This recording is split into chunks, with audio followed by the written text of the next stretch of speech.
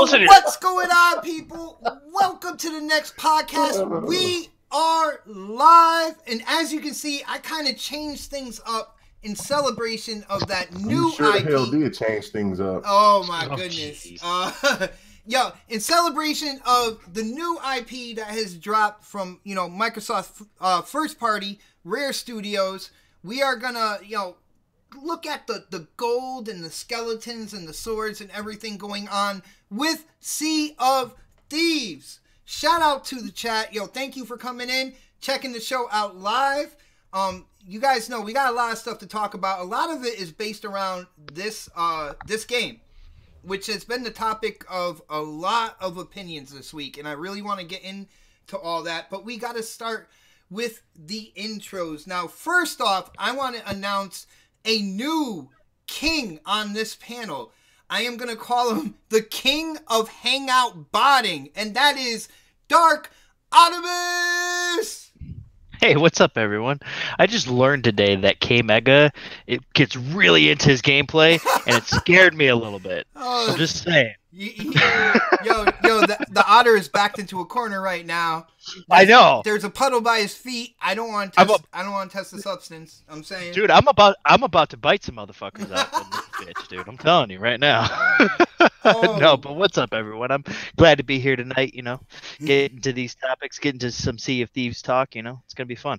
Nice, and of course, next on the list, coming live from the 405, and yes, he is a little heated at Xbox at the moment. I am talking about K-Mega! Xbox, I'm about to rip you shred to shred if you play Halo tonight. I'm going to kill you. I was thinking about playing Sea of Thieves, actually, man. Okay, well, you better do that. You better hope that I don't find my crew and I don't hunt you down and take your gold. You'll hide behind Lemon. You'll let Lemon shoot me 2 to 3 times. Hide behind and then you'll let that. Hey, man, show the receipts, show the tape. Anyway, ladies and gentlemen, always glad to be here with my family. But you know what? My family fucked up. They fucked up. And you know why? There's only one reason that can get K-Mega deterred. I don't get deterred or upset with haters and all that. I love the haters, right? But I cannot stand when I get my gameplay not shown for the public because they love it and they want it. They love it. Well, there's going to be a new king, Yeah, there's going to be a new king because the king has had his shit hidden from the public. You know what? It's okay. It's okay. It's all right. Let's have a good show tonight. I'm ready for battle. All right, man. Well, let's move on down the panel, and the lights are flickering, guys. I know anybody out there in the chat, when you see that happening, trust me, you paid your electric bill. It's just that I'm about to introduce this man. It's time to stand up, show that respect, kiss that ring, TheDon. Hey guys, you didn't miss anything on K-Mega's gameplay. It's just would have been a different game, same button, A button all day long. So no, I knew what K-Mega meant when he sent the text, but apparently we need to work a little bit to get our communication together here. Dude, I kept checking the freaking DM for another link too. Like I made 3 pizzas today for the kids. I made lunch as well. We had Tyler come down here from his dad's house and everything. So it's been hectic in the house. And I kept going back to my computer to check for a new link because I thought he changed the link. And I'm like, yo, where the hell is the link? So on that note, guys, it is my fault that K-Mega did put in gameplay for tonight. Unfortunately, I misread the DM, and I thought he was sending me a link. I didn't know that he changed the gameplay to the link he had already sent. So I didn't get a chance to download the gameplay. So you can throw those Rotten Tomatoes, man. Please refrain from glass bottles, though. Like, I really don't need, like, cuts and concussions and stuff. But, yeah, it is my fault, guys, that K-Mega's gameplay is not on today. You know what the worst part about it is? K-Mega is going to get all the crap that he doesn't play any games. That's true. Yeah, I'm going to get that. I'm going to get that. Well, I mean, he doesn't play games. It's already started. Otter. Be a nice Otter. Be a nice Otter. Oh, man.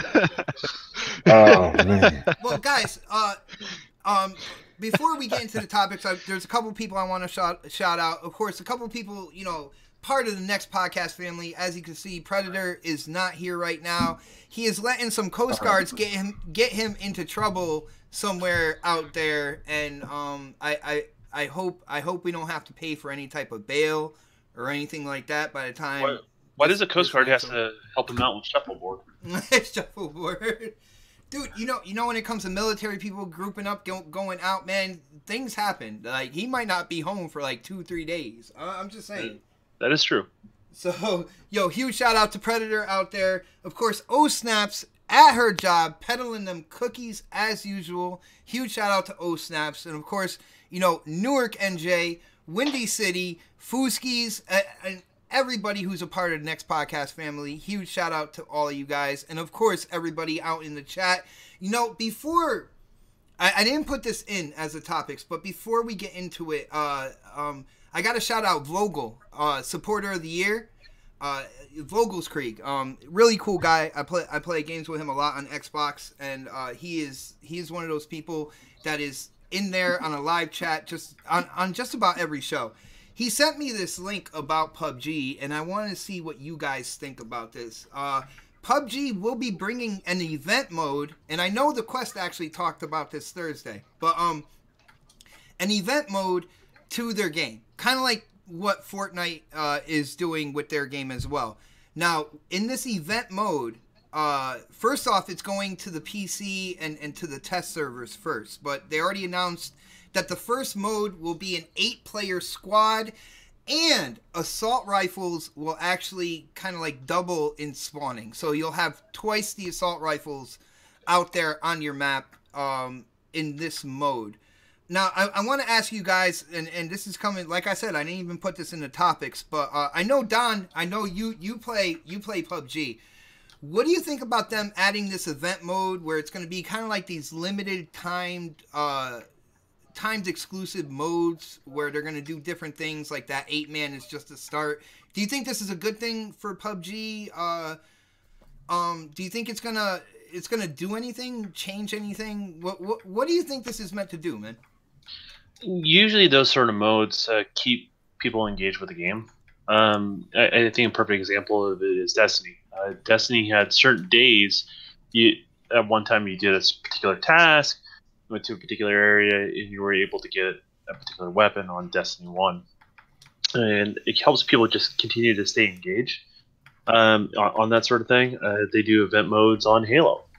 They used to do where they would bring a particular gameplay type and then remove it. We all remember that off the latest Halo, and kept people engaged. So that's, in general, that's the idea. I've never seen the numbers behind the scenes on those particular things, so I don't know what the recourse is in regards to that. But companies keep testing the waters on it, so it has to do something. I just don't know to what degree. I got you. Now, do you think this is something that they have been planning? That Bluehole has been planning for PUBG, or do you think this is kind of like we're seeing Fortnite and Battle Royale do it, and we're just going to kind of follow the leader on this? I think they were planning it, but they're playing second fiddle to Fortnite right now, and so that does put a little more pressure on them to stay competitive in that space, to stay relevant. And PUBG is still relevant, but opinions and mindset can sway a drop of a hat, right? So you want to make sure you're continuing to stay relevant regardless of all that sort of stuff. So expect whatever PUBG does, you'll see on Fortnite. Whatever Fortnite does, you'll see it on PUBG. I mean, this is competition at its best, and this is a good thing for gamers, to be honest with you. I can see them forever being linked together. Yo, K Mega. First off, I don't know how big of a PUBG fan or like you are, how much you might like the game or whatnot. What do you think about? Well, first let people know how much like you either like or dislike the game, and then let us know how this kind of like limited event mode, when they put this into the game and it comes to console. What do you think about this, man? Well, I don't play PUBG all that often, because every time that I try to get in and play, it's usually everybody's locked up. I mean, if there's anything that I have a complaint about with PUBG, is that I wish it was like 6 players instead of like just 4. You know what I'm saying? Because everybody's always, you know how like our parties are, especially Don knows, like, you know what I'm saying? So like, it's like you just, it's not enough people and so I don't want to just jump and play with randoms, because you just never know who you're dealing with, because I have played it with randoms. So I'm just kind of like, I'd just rather play with friends so I can keep in communication with them. Mm-hmm. But I don't play the game all that much, so I'm not going to lie about that. But I do like the game. It's got a lot of potential. It's just that this new mode, I think it's great. Anything that's being added to increase this game's for the console is great. There's nothing wrong with giving enhancements to something for the gamers, especially for the ones that bought it day one and is constantly playing on it. So I really can't speak on all the details of it, because like I said, I don't play the game that much.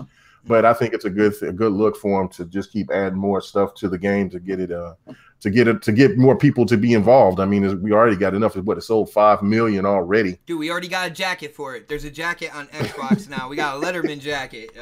Yeah, so it's ridiculous. They're saying how this game is sold on the Xbox alone.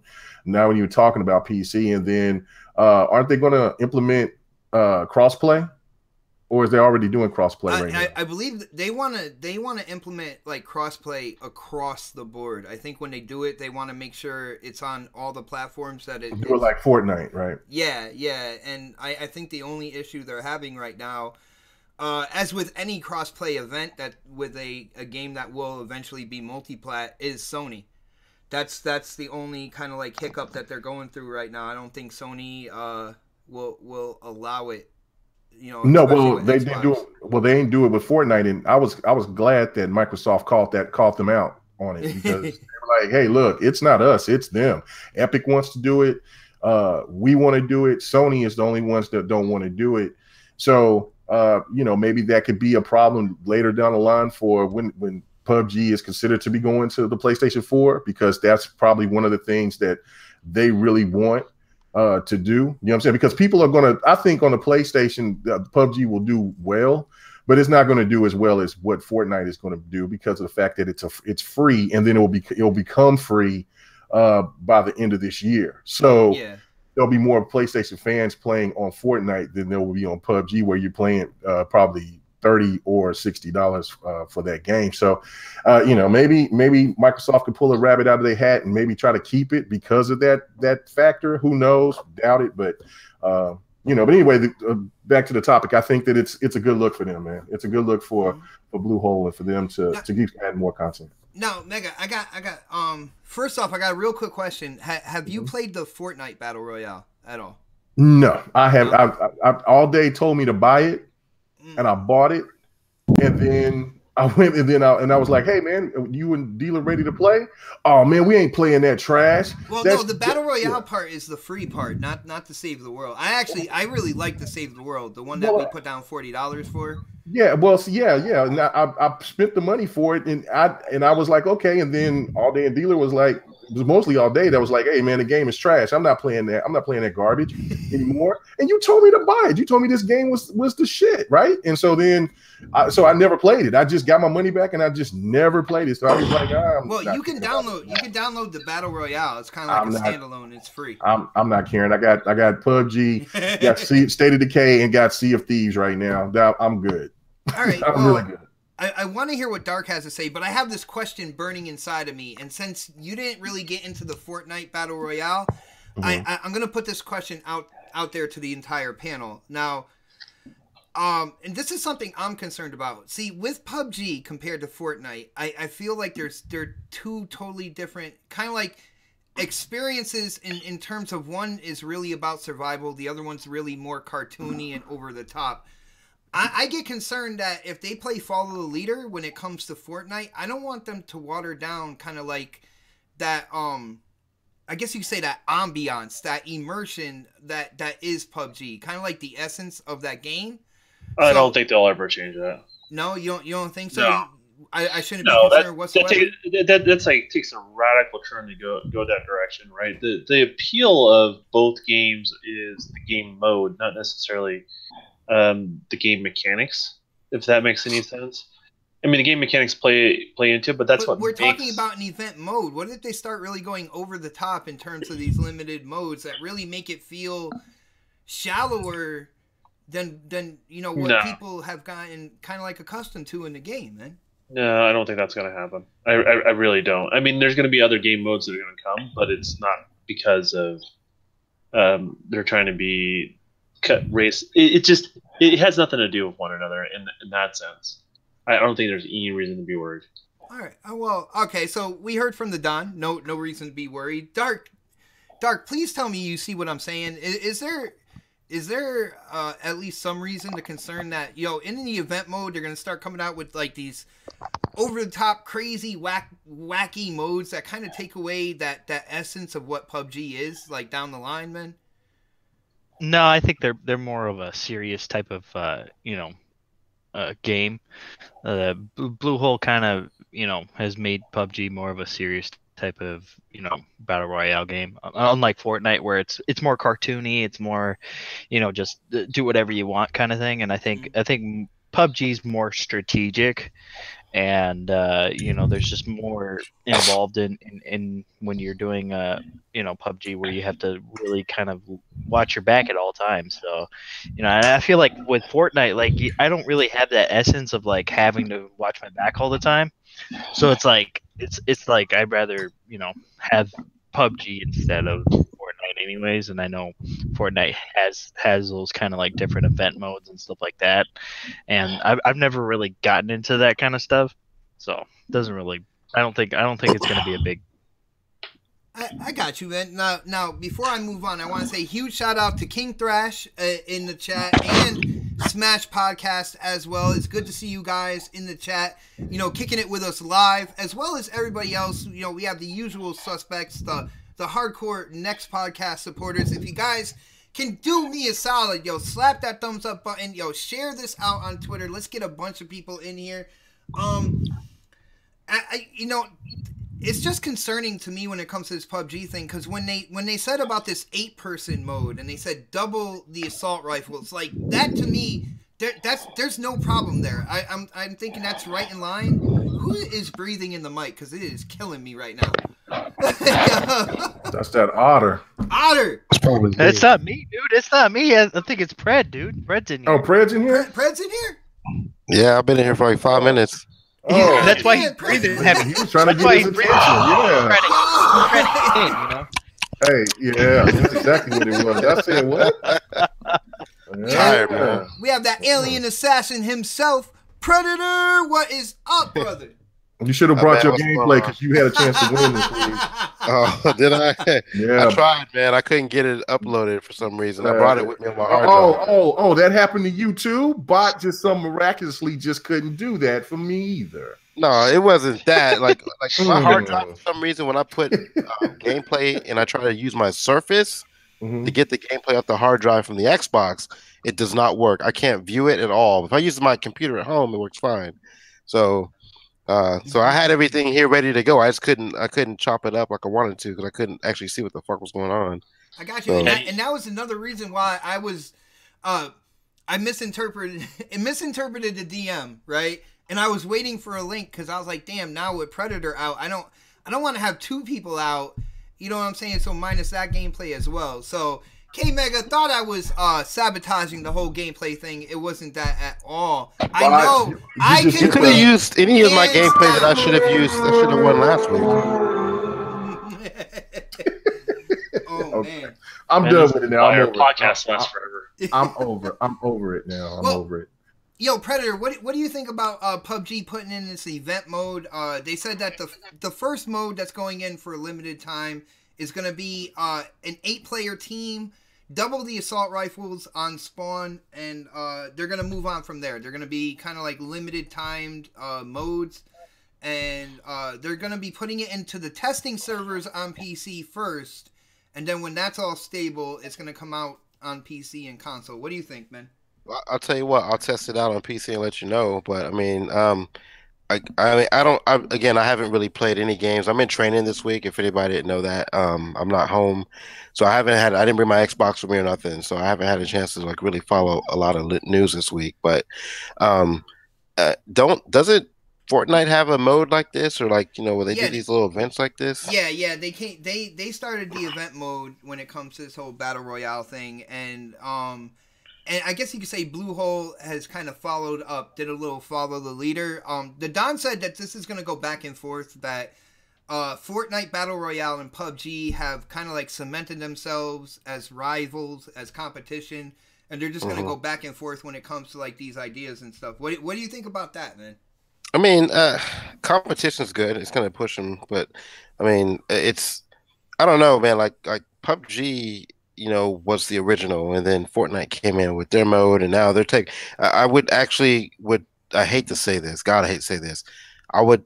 I almost believe that Fortnite has taken over the battle morale, at least for viewing and stuff like that on Twitch and stuff like that, Mixer, et cetera, because it seems like it's more popular than PUBG is right now.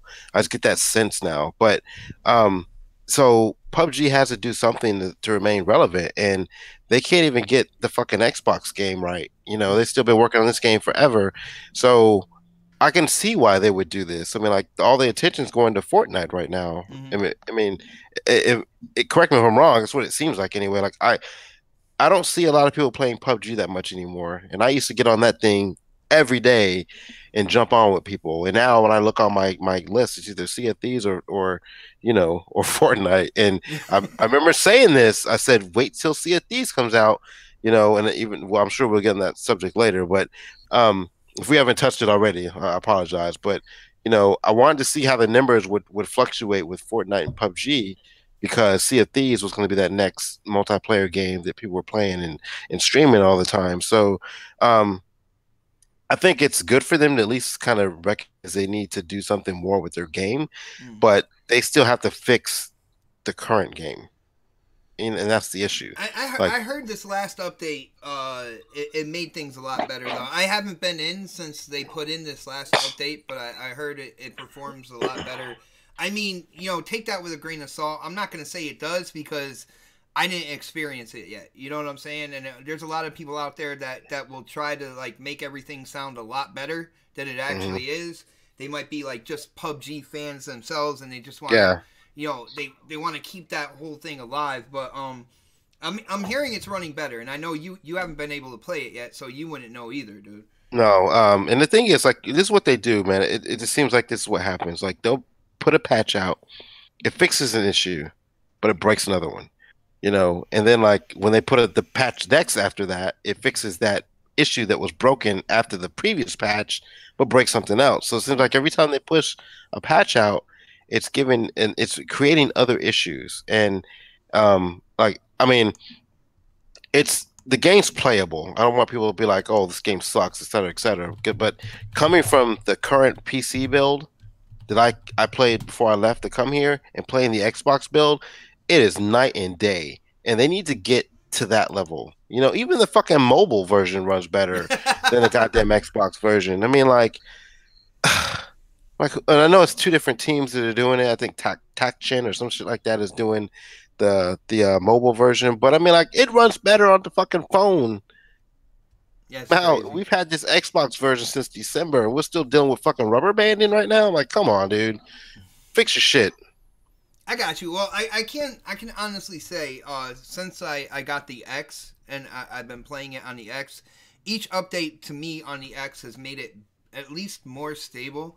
I don't deal with a lot of rubber banding anymore. Like I said, I haven't played it with the brand new patch. I will say though, playing on like the original fat Xbox One when we had it in the living room, I don't know how people can play PUBG on that thing. Yo, I really don't, man. Like, yeah, I can't do it either. But I mean, I've tried it, but it's again, it still runs better though. But what's weird about PUBG though? It seems to be regional specific where people have issues a lot of times. It's not just like the patch of the core game. I think it's server related to where someone's located. So I noticed like when Xbot and Mel were having a lot of problems with PUBG, I wasn't. and vice versa. I would have other people that would have issues and I wasn't, or when I was having issues, they weren't. So I don't think everyone's having the same experiences on PUBG when it comes right down to that sort of stuff. So it's important to kind of keep that in mind.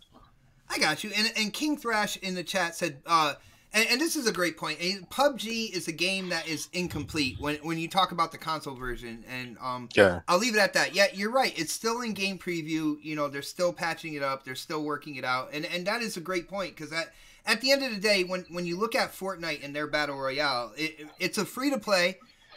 First of all, and they put it out when they were done with it. And with PUBG, it went into game preview, which means they're going to work to smooth everything out over time. I mean, it's something that people who invest in game preview games, should definitely keep in consideration. Look at, like, We Happy Few. Look how that game has changed from the time it went into game preview up until now. The game, so many elements have changed in that game that it's absolutely crazy. If you haven't checked it out, go back into We Happy Few and try playing it now. It's night and day, night and day. Who's playing that game? I was playing We Happy Few. Dude, I like that game, man. I like the environment, like the atmosphere, the emotion that's in that game. I really do like that game. But guys, moving on, man. We got to talk about the big release this past week, which of course is Sea of Thieves. This game was released on Tuesday. Of course, there was a lot of people out there on social media on Monday trying to switch time zones and stuff like that to try to play the game early. I was trying to tell people on Twitter, would you calm down? The game's going to release in like a few hours, man. You can't really wait that long.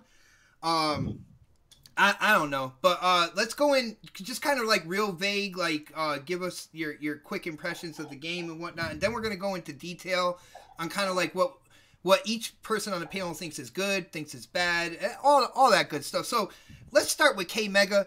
K Mega, Sea of Thieves, quick impressions. What do you got for us, man? Fun as hell with the crew. Just can't say enough about how much I enjoyed this game. It was a game that I thought it was going to be a streaming sensation, but this game is fun as hell, man.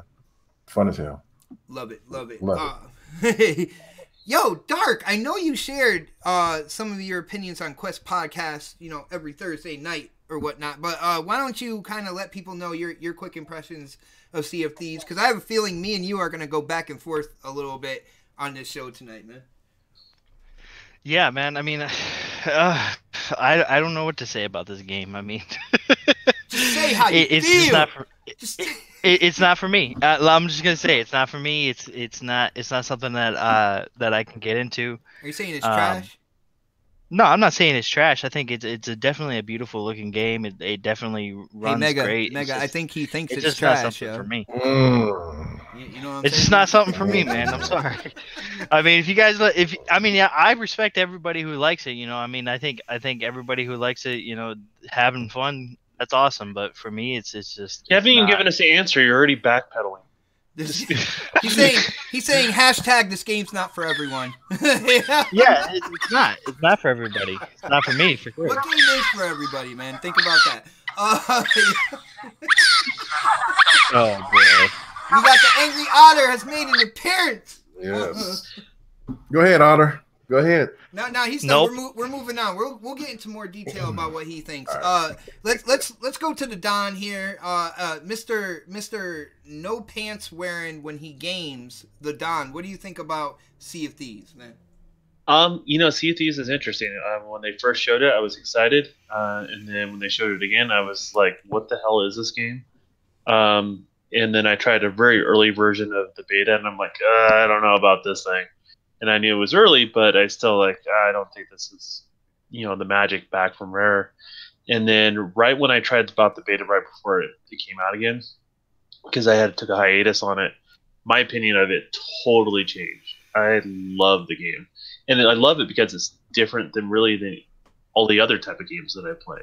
Mm-hmm. It's a social experience as far as that goes. If you don't have any friends, well, you're not going to enjoy the game. Right?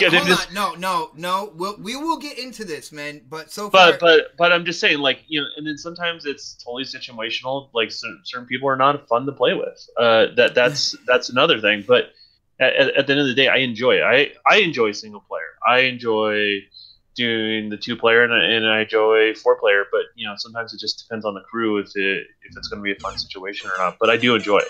Oh, so. Mario just died in my room. All right, cool. Well, let's move on down the line. Predator, quick thoughts and impressions. What do you think about Sea of Thieves, man? Oh. Predator. I'm here, dude. I didn't want to hear y'all let y'all hear me smacking in your ear. I'm trying to eat. I've been out all day, dude. I haven't eaten shit. I'm starving. So I haven't had a chance to play it, to be honest with you. The final build, but I've seen enough on Twitter to kind of lead me to believe that it's not what people thought it was going to be. I still thought it was fun when I played the last beta that came out, the test, whatever. But I mean, it was like, again, it's not for everybody. I have not had a chance to get deep into it yet, so I really can't give a full analysis on what what I've played. Only what I've seen people say about what they played so far, and it seems like it's it's what we all kind of thought it was going to be. Like, there's no content. It's just like you're basically grinding for chests and stuff like that just to build your character up. And as long as Microsoft continues to support it, then I think it'll be fine. But it's the first couple of weeks, like these type of games like this, or the Destinies or the Divisions, it's based off of content. And we said that. I think we said this like for weeks and weeks and weeks. Microsoft has to supply us with content or this game's going to die. So I think it's going to be real interesting to see what happens in the next, month or two. But I can't really give a full assessment on it because I actually haven't had my hands on the game, the final build of the game. Okay. All right. Well, we are going to go into detail. I will share my quick thoughts. I'm having a blast playing it. I haven't been able to play it as much as I would want to this week. My house has been incredibly like a tornado, man. It's just one thing after another. I have to go here, have to go there, have to pick up the kids here, drop off the kids there. It's been absolutely insane this past week, and I was like, of course they're gonna do this when Sea of Thieves drops. But I've been able to play in a 4-person crew. I've been able to play solo, and I have been able to play in a 2-man crew as well. And I gotta say, to me, there's 2 aspects of this game. There are 2 things that I liked with the kind of like 3 sessions that I played. But let's go into kind of like in detail the good and the bad. All right. So we know Predator hasn't had a chance to really dive in and play this game yet. So I'm probably gonna leave you for last on this. That's fine.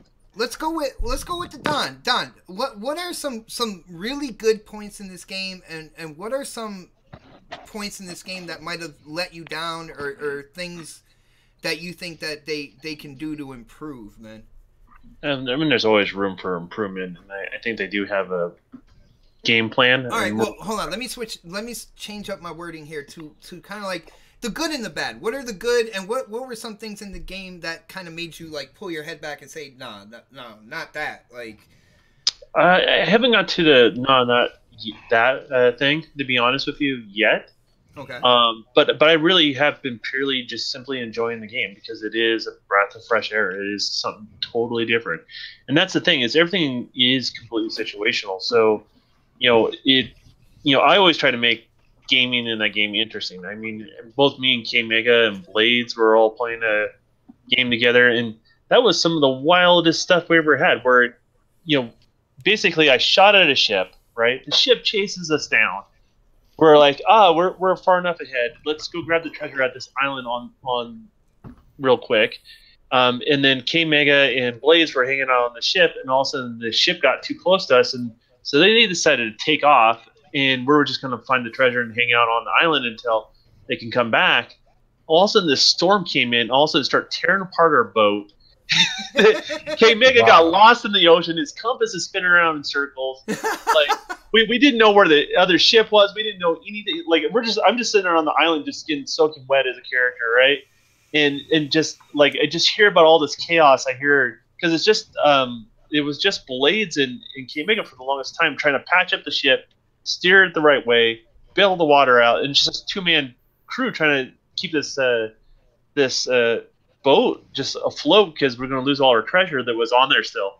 and next thing you know, the storm subsides, and then like they're like literally very little swimming distance away from the island, and we had no idea Right, we were that close. they were that close.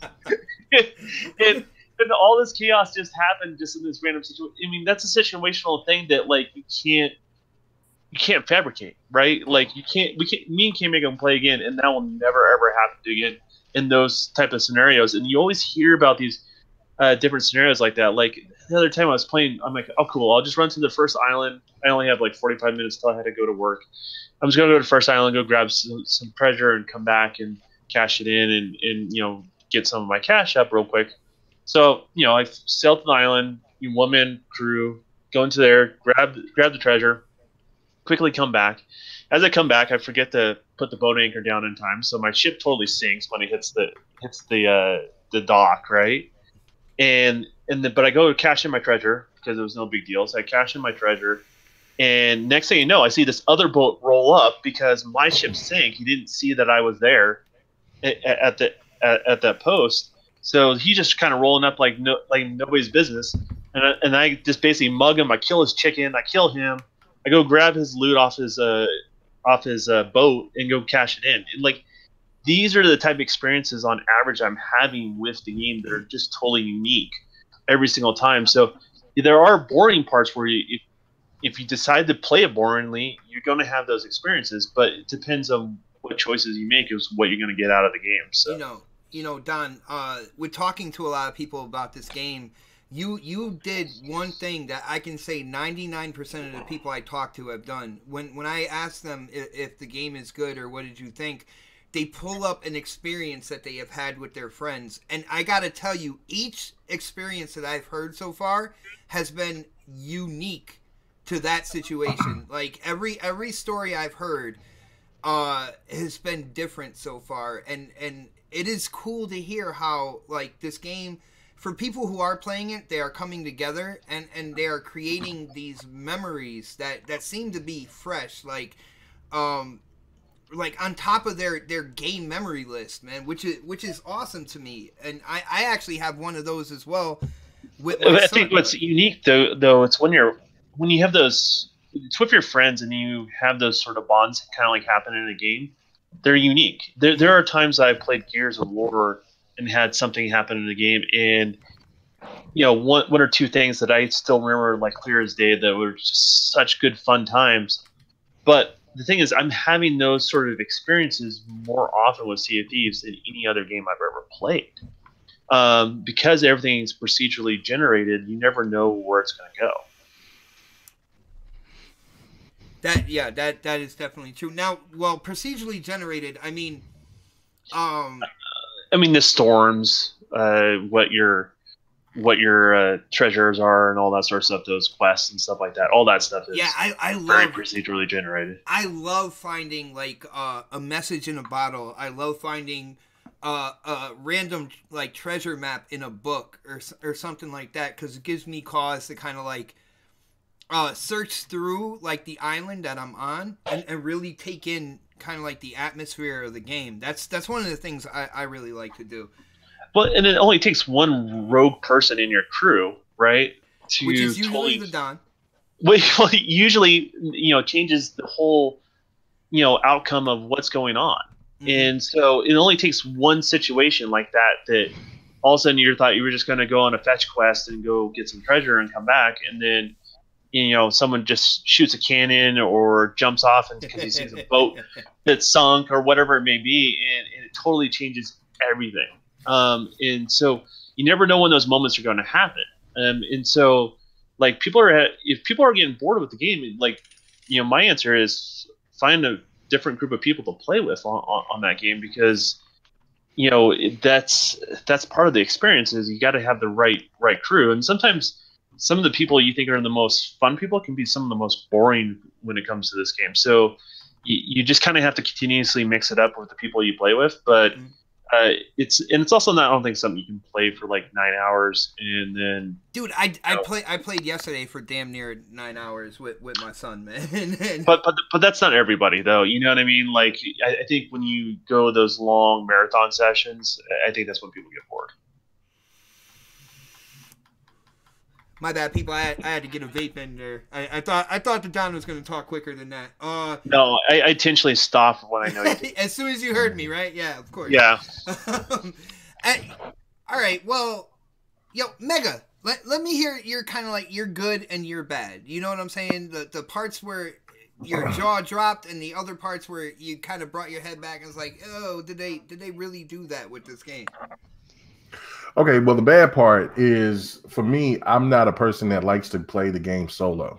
I think that would be the most boring experience. I think that people can. I've seen people go out solo and really basically build their character up to be super powerful because they know exactly what they want to do. But as for me, I find the power in the game is through communication and working together with others. Another negative could be is the fact that it's is that, you know, I didn't like the fact of the customization, you know what I'm saying? Because I rather would have wanted to customize my own character instead of go through the loop over and over again. So like put like your own nose, eyes together, really make your character. I can definitely see that. Yeah, Kamika's character is quite pasty. I want everyone to know that. They were saying, you're white. I'm saying I'm not white. I'm light skinned. What are you talking about? You're just in the dark. Y'all blind. Anyway, it was funny, but they were but yeah, no, like I like that you could save a favorite and then you could keep looping around. But it was just that, you know, I wish I could just go in. It would have took a lot less time for me to just make a character, you know, from my likeness or whatever, and then just go from there. Another negative that I have is just the randoms. Like Don was saying, it's like you could, like I played with some randoms and I guess, well, I had to go do something. You know, the old lady was asking me to do something, and I got up and came right back. I was in the brig. They locked me up. So I was like, damn, you know, and that was just my fault too, because I wasn't talking to him. I was in a party with the same people. So that was just one of the things where it's just like, you know, I'd rather just play it with just the people that I know. So that to me is probably the only factors that I have. It's damn sure not the graphics. The game is absolutely beautiful. I was waiting for somebody to say that. Like, I'm surprised. Don is a game developer dealing in graphics, right? He didn't say anything about the graphics. He's talking about the experiences. I'm like, this is one of the most gorgeous games I've ever played, yo. Yeah, the graphics are polarizing though. Like, I like the art style they went, but not everyone does, right? So like, it's not a selling point, I think, for when you're talking to a large audience. But no, I do enjoy it. I don't want all my games to look the same. How are the graphics not a selling point, man? Like, I don't. Well, with cartoon stuff, it's sensitive, man. Like, it's hard to get people excited about that sort of stuff. I don't know why, but it is, and so. See, I think people want the hyper real. I'm from the camp that, like, all right, I have a PS4 as well. So Ratchet and Clank, when I got that game and I played on the PS4, that game is drop dead gorgeous, right? And I don't care about any cartoony this or cartoony that. Like, if the game looks good, it looks good. There's a difference between realistic and cartoony, but at the end of the day, they still both have their levels of beauty in them. I wouldn't disagree that it's not beautiful. It absolutely is. And from a technical aspect, they did a lot of cool things, but you know, at the end of the day, like, some people are going to be more excited about it than others, but I don't want all my games to look the same. Right. And so that's what I like about it, you know, as far as the visual, you know, you can do all the technical stuff, but it's got a unique look to it that you take any screenshot, you know, it's Sea of Thieves. Mm. Right. And that was just, for me, it's just like, you know, because when I first played the beta, well, it was the alpha of the beta. I can't really remember which one it was, but I jumped in and I was like, yeah, I kind of see what Z was talking about. I don't know if I'm going to feel this. And that's when you come, you walk out, and then you look, and you're like, and then when you see that water, and then, you know, and then because everybody was telling me about the water, because, you know, I was one of the last ones to jump on it. Dude, I remember that. And then I was like, whoa, this is wild. And then when you're just seeing the environment, and then it's just like what Don said, it's like a breath of fresh air. Like, I can just feel at ease just being on a boat and chilling for a minute after having a crazy moment, especially after that crazy moment that we all had with me, Don, Tempest, and Blades. That was intense. Like, that was stupid. Like, so Don and Tempest don't really know how our situation was. They just heard us. So like these people in the boat was following us, and it's just like what Don was saying. You don't know who's going to be a random. I don't know who was the person that shot the damn cannon at those guys. I think it was Don. Don, probably Don. And hold on, I gotta ask, Don, did you take Vertigo under your wing and teach you the ways of Dark Don? Is that what's going on here? I don't know what you're talking about. I don't know how Vertigo. I think it was Blades. He was hooked up with Blades, and then Blades invited me over. So me, Vertigo, Blades, and then K-Mega hops into the party, and I was like, "Hey, boot it up." yeah. And he joined it, and that's when all hell broke loose. When all four of us got together. For some reason, that was a wonderful. But it was great because I wish we streamed it because it was so fun. But it was like it was just it got so intense because somebody shot off a rocket and shot off a cannon, and then like they started letting loose. So we knew that their whole boat was loaded. You know what I'm saying? So we was like, oh shit. So and what was really cool is that, you know, I'm on the boat, I'm guiding it. They're navigating, and then but they know how to do the sails. So they set the sails and we zip past them, and then that's when we think that we lost them. And then we get to the point to where it's where we're going for another treasure. And we already got like about 3 skulls and couple of treasures, and then we're about to go for another one. So like I was like, man, let's just be on the edge of caution, and I'm going to stay on the boat and watch for trouble. So Delirium stayed. So once we get away from those guys, because they coming at us still, that storm comes in, and then so Blades is like, what the hell did you hit? I said, I didn't hit nothing. These waves is just crazy. And so I showed that clip on Twitter where the boat is just rocking in the damn thing.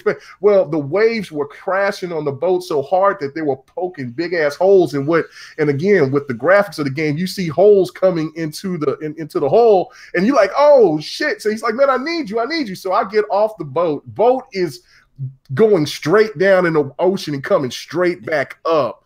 Like that's how much water we were taking in the storm. Then we were just throwing water out, and then we finally get out of the storm, and we did not know that we could have just jumped off the boat and swam to Don and Tempest because we were that close. It was intense. I would have paid to see that. Yeah, what was even funnier is so Tempest, you know, we had a mermaid there that was going to warp him to the boat, you know, just off the shore. So go help him out because they were getting to a point where like the shit's about to go down, right? So Tempest went to go, you know, help out, you know, King Mega and Blades. So I'm on the island by myself, but for whatever reason, my natural loadout is a sniper and a pistol, and I'm out of ammo. And I'm on this island, and there's nothing but snakes everywhere, spitting at me, right? I'm trying to stay alive. So I'm just sitting there playing a musical instrument to charm the snakes so I could stay alive on this rock as everything else was going down. So, like, we're all bad shape. All right. Well, let's check this out. We got to hear from Dark here because I think Dark and I gotta say huge shout out to the chat. We have a bunch of people who are very opinionated in the chat, and everybody has kept it decent. Everybody is sharing their thoughts, their opinions on the game. That's what I love to see, when gamers can come together and share their opinions and not have everybody get into like name calling and stuff like that. You guys are absolutely amazing. I am here like watching, you know, the chat, seeing your guys' opinion. It's a bunch of good talk out there, and I really do appreciate it. Now is when the fires ignite, because now it's time for the Angry Otter and his good and bad when it comes to Sea of Thieves, man. What's going on? You know, the good is that this game is beautiful. You know, I can't deny that the game looks fantastic. You know, but you know, I knew that was going to happen. I knew it. I knew it was coming. You know, and you know, there's another. You know, it's a game that really shines with its graphic or its style choice of graphics. It doesn't, you know, it definitely plays into the cartoony style, but they're so well done that it doesn't really matter that it's cartoony, you know, and it looks fantastic. Another plus is, I think, you know, getting into a group with a bunch of people, you know, that and having friends and playing the game like that is a good way to play it. It's probably the best way to play it. The some of the bad stuff. Now this is going to be a lot of stuff that I'm going to be talking Oh about. man, he said you got to scroll. He's gonna unroll the scroll. All Yeah, the bad. yeah. Wait, are we gonna have to start calling this Sea of Salt? Yeah, pretty much. You know, there's one thing that I think is the most prevalent for me is that there's really no like single player campaign storyline, which isn't a problem, but for me it's like, you know, I kind of like that in video games, and that's what I usually play games for, is for that type of experience. I got a question for you. Do you hold Overwatch to the same standard? Oh, I don't because I don't like Overwatch either I love way. So, Overwatch too. but no, if you like it or not, I mean, would you hold Overwatch to the same standard on that? yeah, in terms of like, yeah, I would say so, because you know it didn't have a story at all. That's kind of the thing that bothered me the most. You know, multiplayer only games only last for a little while for me. I never really get into too much of that kind of stuff.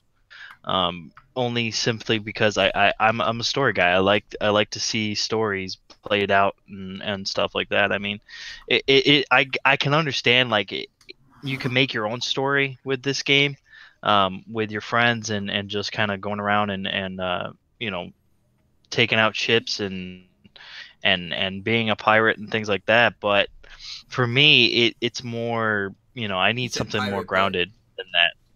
I need something more grounded than that. But I think, you know, at the end of the day, the game is for, you know, a certain type of player. It's not for me. Definitely not for me. I'm gonna let you continue. I gotta ask this question before I forget, because I'm a forgetful bastard, along with a lazy bastard as well. But you said you're a story guy, and I hear you on that. I mean, their game. My favorite game last generation on the 360 was Castlevania, Lord of Shadows. Right, that was my absolute favorite game on the 360 last gen.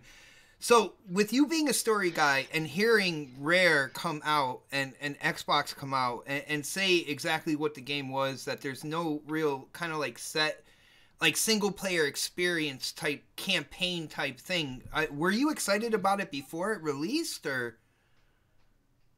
No, not necessarily. Okay. No. All right, I'm just trying to give a proper perspective here of where you're coming from. Because, no, I understand that. You know, there's a bunch of different gamers out there. And, you know, as with any game, no game is going to attract everybody. So I want to see exactly where everybody's coming at, like what angle everybody's coming from here. That's all. Yeah, I mean, I can't deny that the game is for, you know, those people who love multiplayer, you know, types of experiences. Definitely, you know, if you have Game Pass, or if you have, you know, if you want to buy it, definitely buy it, because if you like that kind of experience, then, you know, that's definitely up your alley.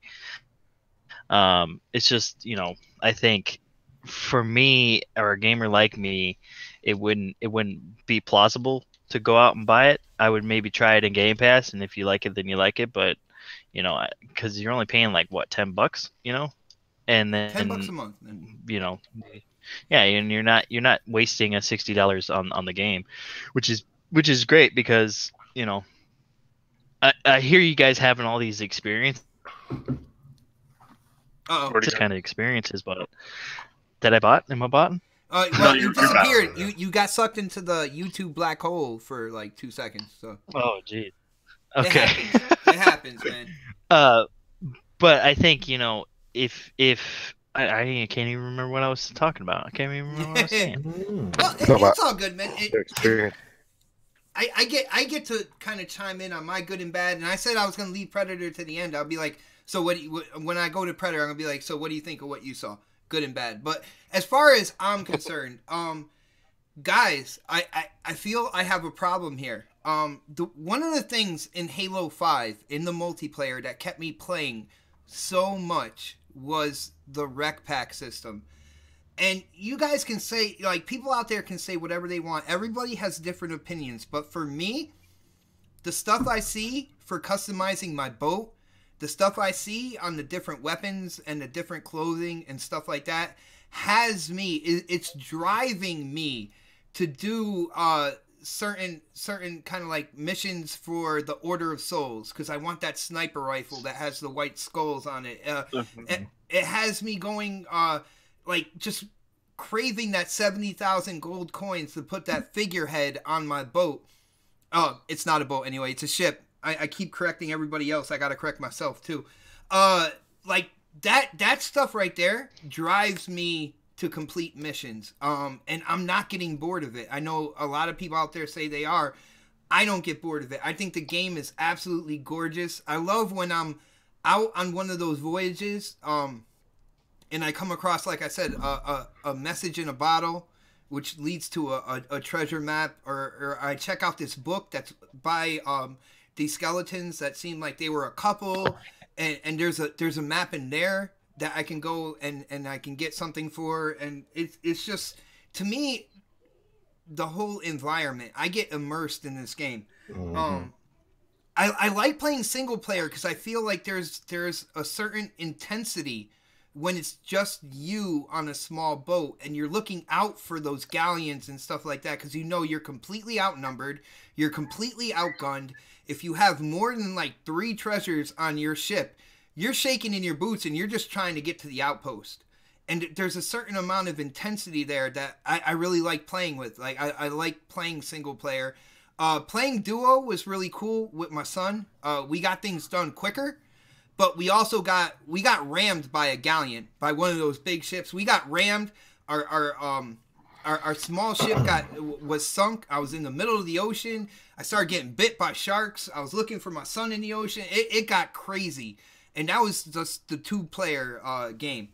When it comes to 4-player, I was like, damn, like we really got to work together. And we had one person on our team, Tyler, and he was just kind of doing his own thing, checking his own stuff out, and I was relying on him to like drop anchor, turn the sails, and do all that. He wasn't doing that for me, so like I was getting mad at him, but it was a crazy time in the game.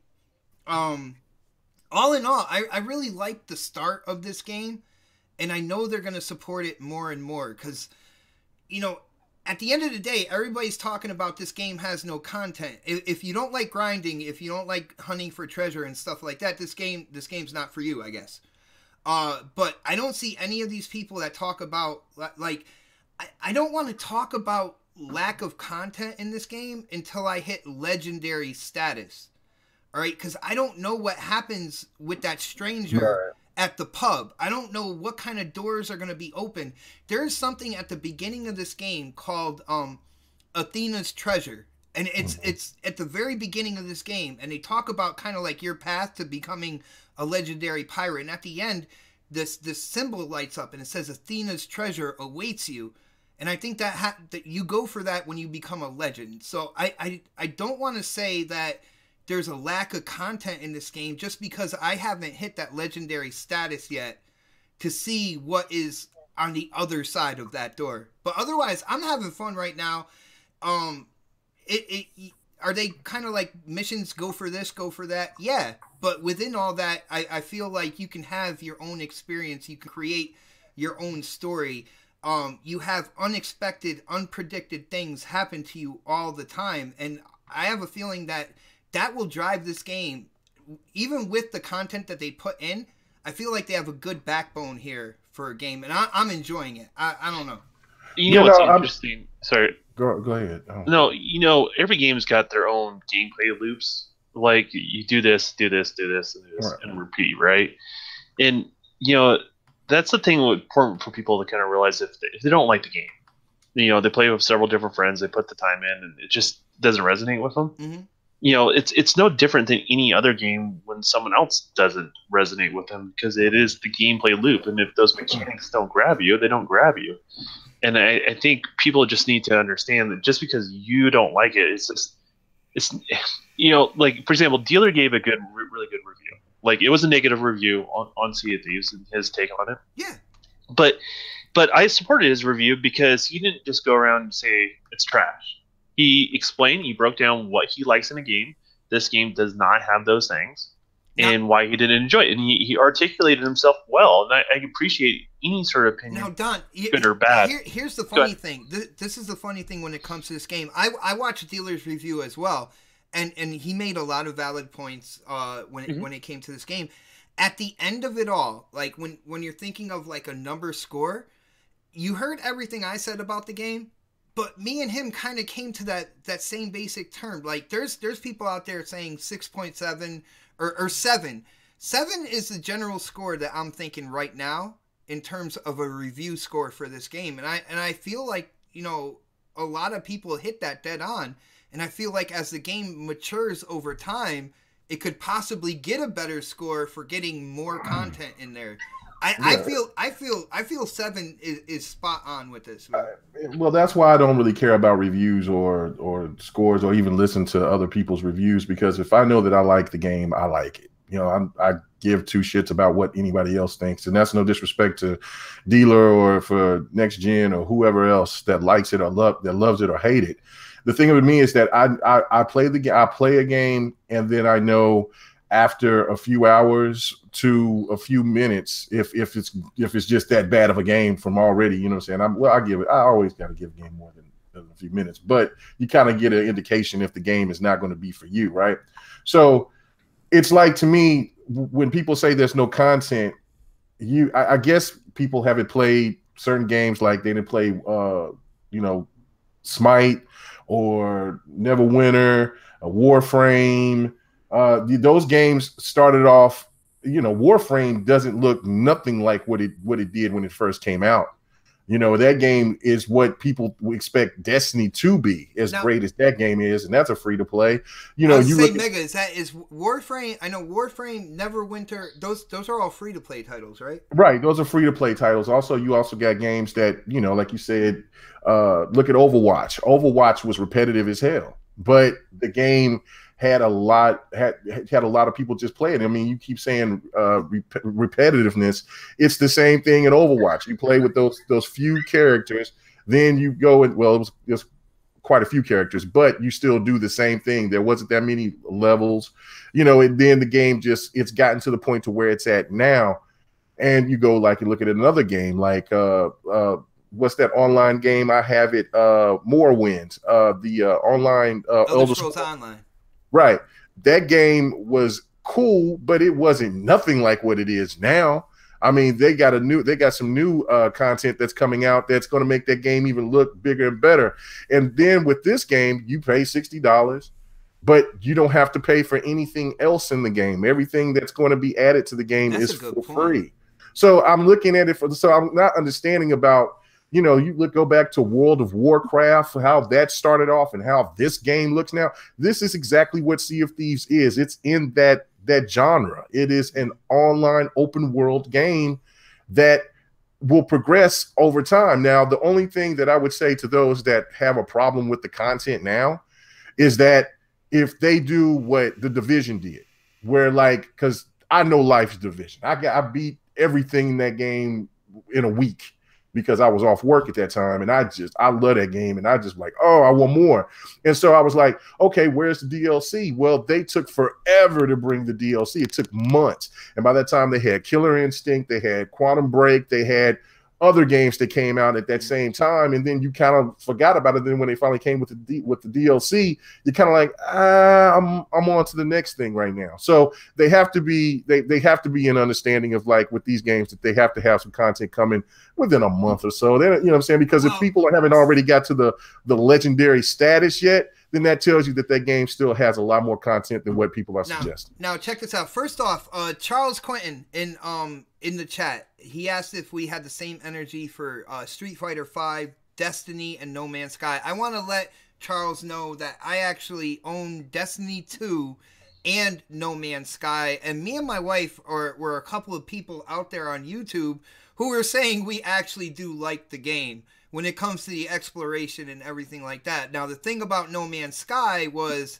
they promised hell and high water. They promised absolutely everything but the kitchen sink, And then they tried to say last minute the kitchen sink was in that game as well, and it wasn't. And the developers knew that, and Sony knew that. That was the big problem with No Man's Sky, was they weren't clear about exactly what was in the game, and they were promising everything. They're like, oh, well, it's not technically multiplayer because, I mean, the universe is so big that it would be really hard for two people to come together. And what happens on launch day? Two people come together very first day that game was released. So well, No Man's Sky is also different too, in the sense of like the people that actually enjoy the game mechanics of that is relatively small. I love the exploration of No Man's Sky. I thought that was cool.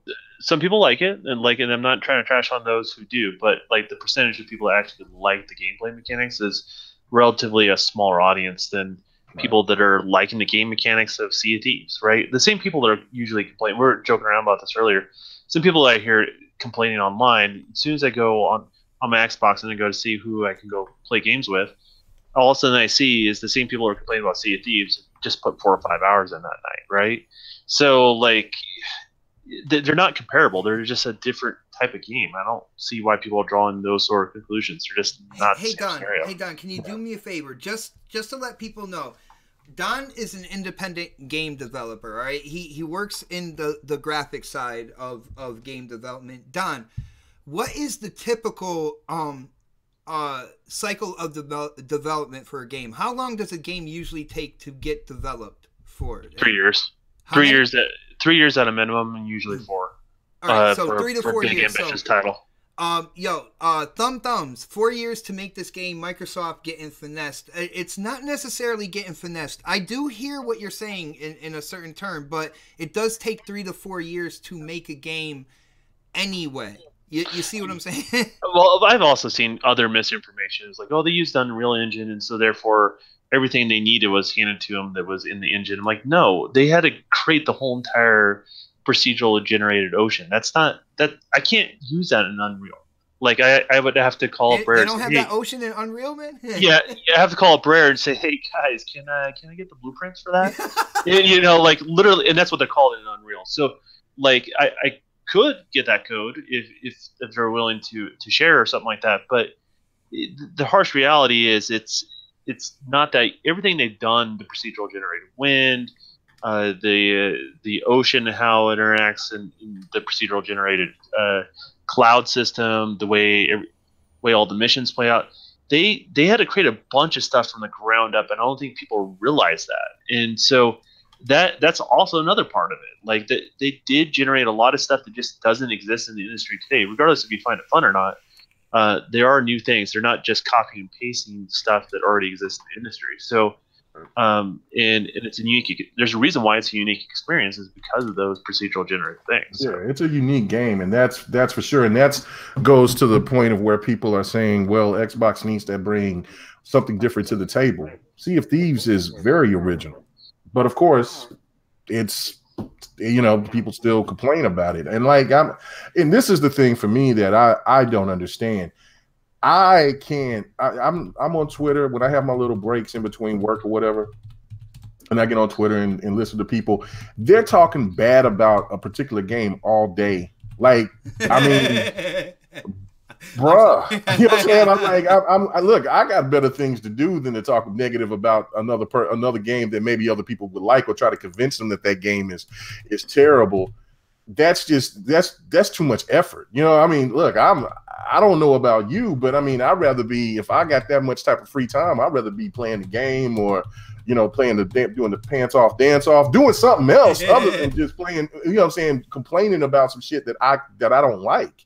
So that's what is troubling to me for the most part, is that people are trying to convince other people to not like this game. And it's just no different from anybody that doesn't like Japanese games, or they don't like fighters, or they don't like sports games. Now, are people? I don't ever see this. I've never seen anything like this ever since I've been Are people trying to convince people not to like this game, or are they just sharing their opinion? And this is people trying to convince people that this game is trash.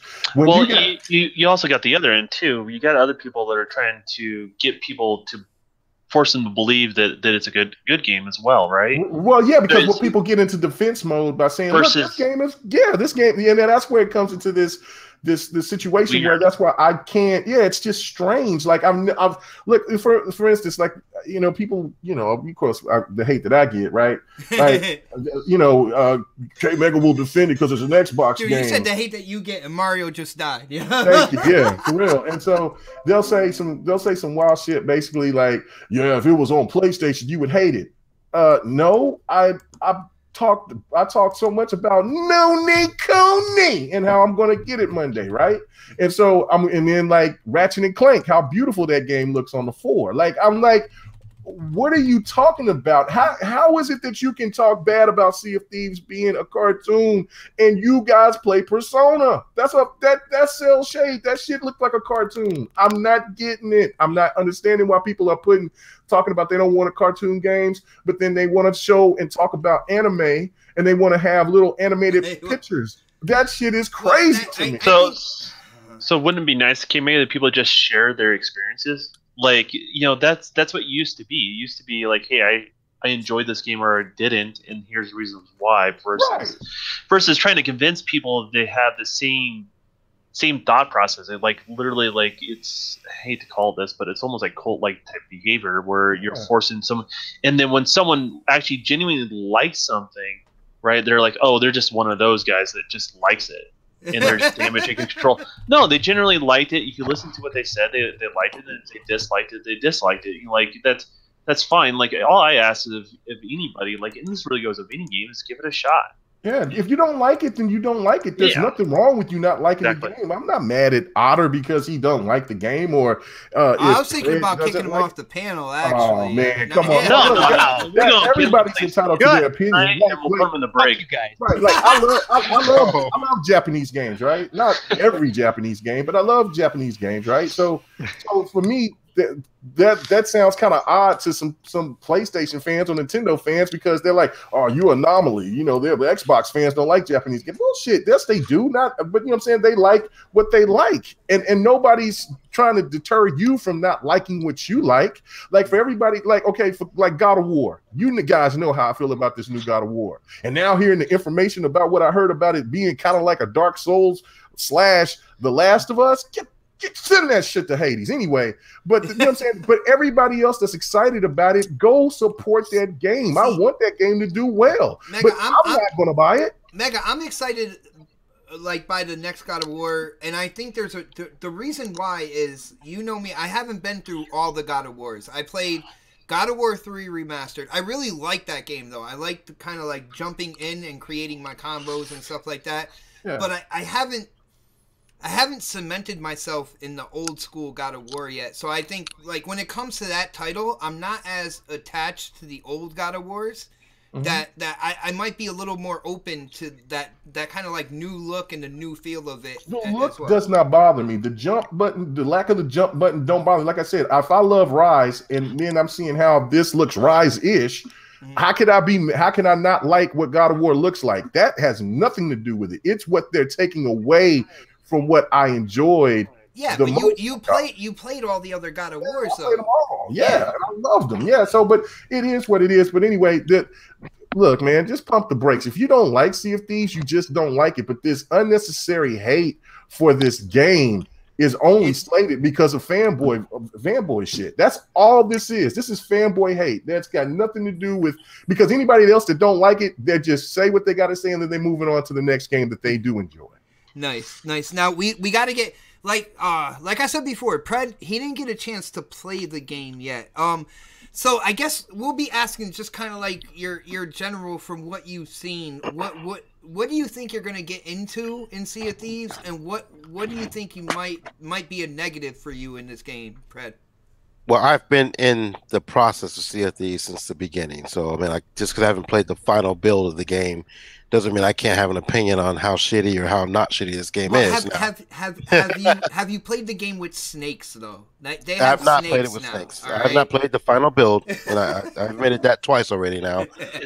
It's got sea snakes. What's that? Sea snakes.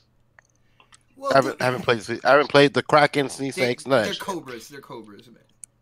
However, I can say there's some things I don't like about it, and it was one of my major concerns in the beginning. It was the content, and I understand everyone has their. I think for this game to be $60, I think it should have launched with more content in it than what I've seen so far. I don't care if there's a Kraken or sea snakes in there. It should have been okay. For instance, I've never seen any other NPCs with the exception of the shopkeepers and skeletons. You want to add the Kraken? Did you see the gold-plated skeletons though? No, but it's a skeleton. Tough. I mean, like, but it's a skeleton. Their asses are crazy. You mean to tell me? You mean to tell me there's no other pirates out there besides human pirates? There could be, like we were talking about a single player game.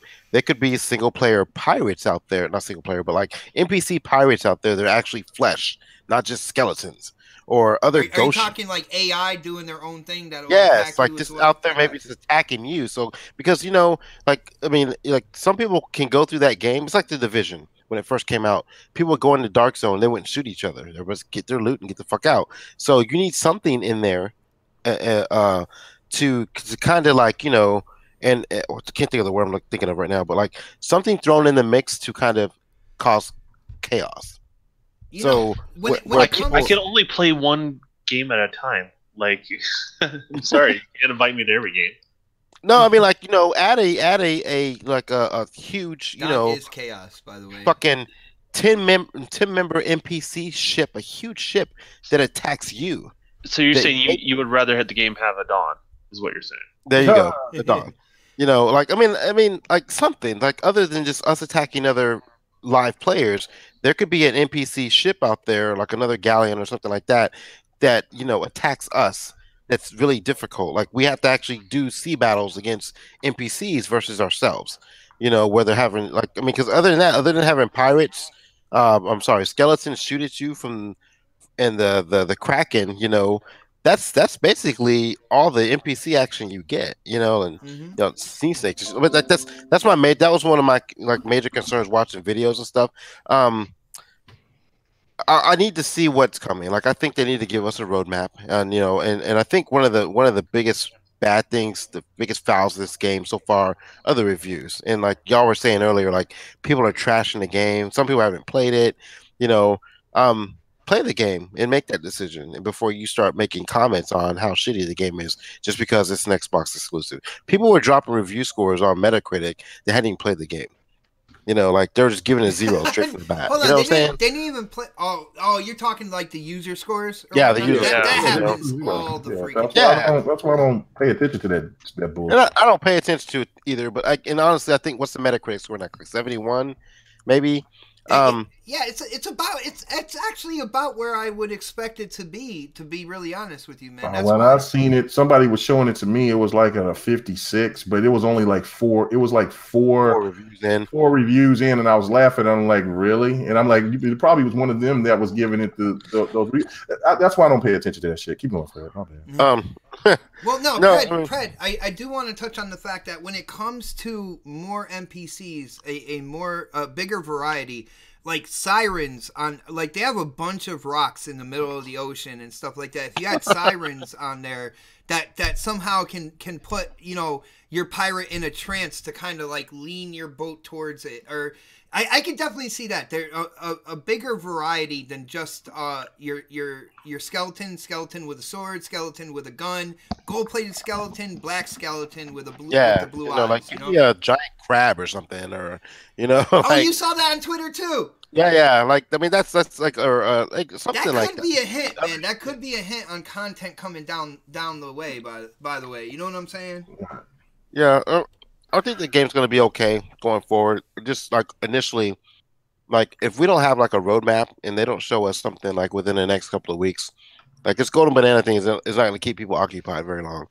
Like we need more. You need more content. Dude, I haven't even gone for the golden banana, and you can actually win a true real life gold banana for doing all that stuff. I haven't done it, but I don't know. I guess at the end of the day, everybody's talking about content. Mega, is there anything? It's only been 3 days. Yeah, it's only been. I'm like, that's what I'm not understanding. Like, if this was going on 3 weeks, then I could see it. Whale fishing. You know what I'm saying? But yeah, like I could see this but this has only been out for 3 fucking days. And I mean Destiny has been lacking so bad. Don't you dare talk about Destiny. I'm just saying, man, it's been lacking so bad. And you know what I'm saying? And you still you just don't see people really talk about it anymore. 3 days. Like I get what Fred's saying. I'm not tripping about it at all. But it's 3 days. 3 days. Yeah. Have anybody got the legendary voyage? Have anybody's, you know what I'm saying? Dude, that's what I want to know. If people have already gotten the max out of everything. No, I don't think nobody hasn't. So therefore that's telling you something, because you know that there's people that's been no life in this game. Mega. So as our boy Z would say, gotta pay the bills, man. Gotta pay the bills. Go ahead. Yo, dope ass 5-ship scavenger hunt by Charles Quentin. Yo, that's a great idea. Like having a 5-ship scavenger hunt in that open world map. Like, well, they were saying that they were going to do. They were going to start having armadas come, and they were going to build. They were going to shoot the players up to 6 eventually. So I mean So they've let people know that was coming. I mean, can I eat something besides a fucking banana? Like, there's no coconuts around the island. No, it's just bananas. There's no oranges. No, get out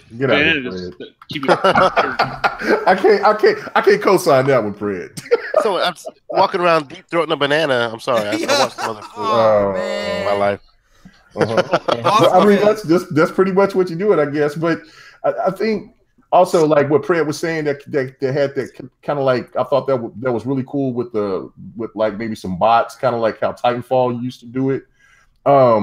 Where you just kind of have random things. I do think that those things will come. I mean, like I can understand if they drop a crab and they saying it's going to be $5.99 for this crab to be in this game. No, everything's going to be free. I'm saying I know it is, but I'm saying if you say that on a show, man, people are going to go off. Oh, yo, they're going to be well, charging people. You didn't let me finish. You didn't let me finish. I was just going to say, like, if they was dropping the crab thing that you were saying.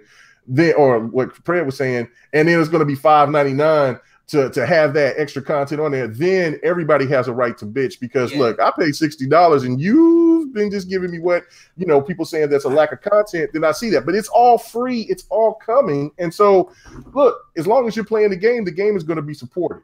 You know what I'm saying? So that's how I look at it. But it's just got to be quick. Well, it's got to be in a timely manner. Yo, Mega, I like what you're saying about the DLC, being free down the line. And because one of my questions here is, this game released for $60. I am talking from somebody who is getting the game through Game Pass. I've been putting down $10 a month for a few months now. So basically, I'm playing this game.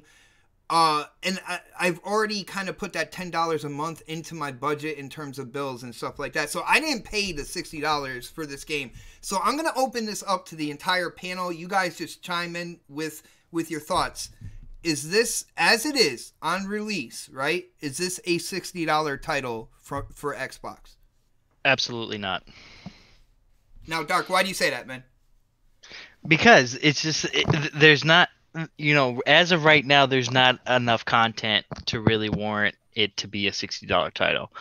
And I think eventually it could be, and I think that's why they put it at $60, is because they know that they're going to have content coming out for this game. Okay. It's just, I think that they also put it in Game Pass and stuff like that. So, I think there's some cold-hearted people in the chat, man. Yeah, no, I'm waiting till Otter get done with what he's saying, and I'm about to blast this dude. Go ahead. About to blast. I just think, it's definitely gonna. It's more like a wait and see if what they do with the content, which I think they will. I think Microsoft has kind of come out and kind of been very vocal about what they're doing with Sea of Thieves, and I think they're gonna come out with more content. And it's like K Mega said, it's only been like 3 days, man. Like like just because I don't like the game, or as of right now, doesn't mean I won't like it later on. Like that has nothing to do with with the as of right now, in the state that it's in right now. I'm not it's not a game for me right now, but later on I might like it. All right. All right, hold on. Let me just say this. All right, Mr. Quentin, Charles Quentin. Let me make this point to you because he said Mega didn't say none of this shit when it came to Street Fighter V. He seems to be a fan of K Mega, by the way. But, well, I'm just gonna. I mean, you just signed your death wish because let me just make this point to you. Street Fighter V. All the Street Fighters previous to this all had a certain type of content. There was something to compare it to. Sea of Thieves is a brand new IP. Also, Street Fighter V cost more than $60 if you bought, you know, all the DLC with it. They wanted you. So, like, as for me, I bought it on the PC first because it was cheaper, but I still paid for the DLC that I didn't get until a year later, and for content that was on previous Street Fighter V's, which was all the modes, a story mode, a practice mode, all these other modes that was supposed to be included from the other previous ones. They still charge you $60 for that game. That's why that game was dead, and it didn't really get right until 2 years later. So that was the most pitiful, disgusting, stupid-ass point to bring up about Street Fighter V because that was one of the bigger disappointments Capcom ever made next to Marvel vs. Capcom Infinite. Okay. Facts. All right, now check this out. Yo, shout out to my brother Jay Fonzarelli. Yo, thank you for joining us live. He says, it's not a bad game.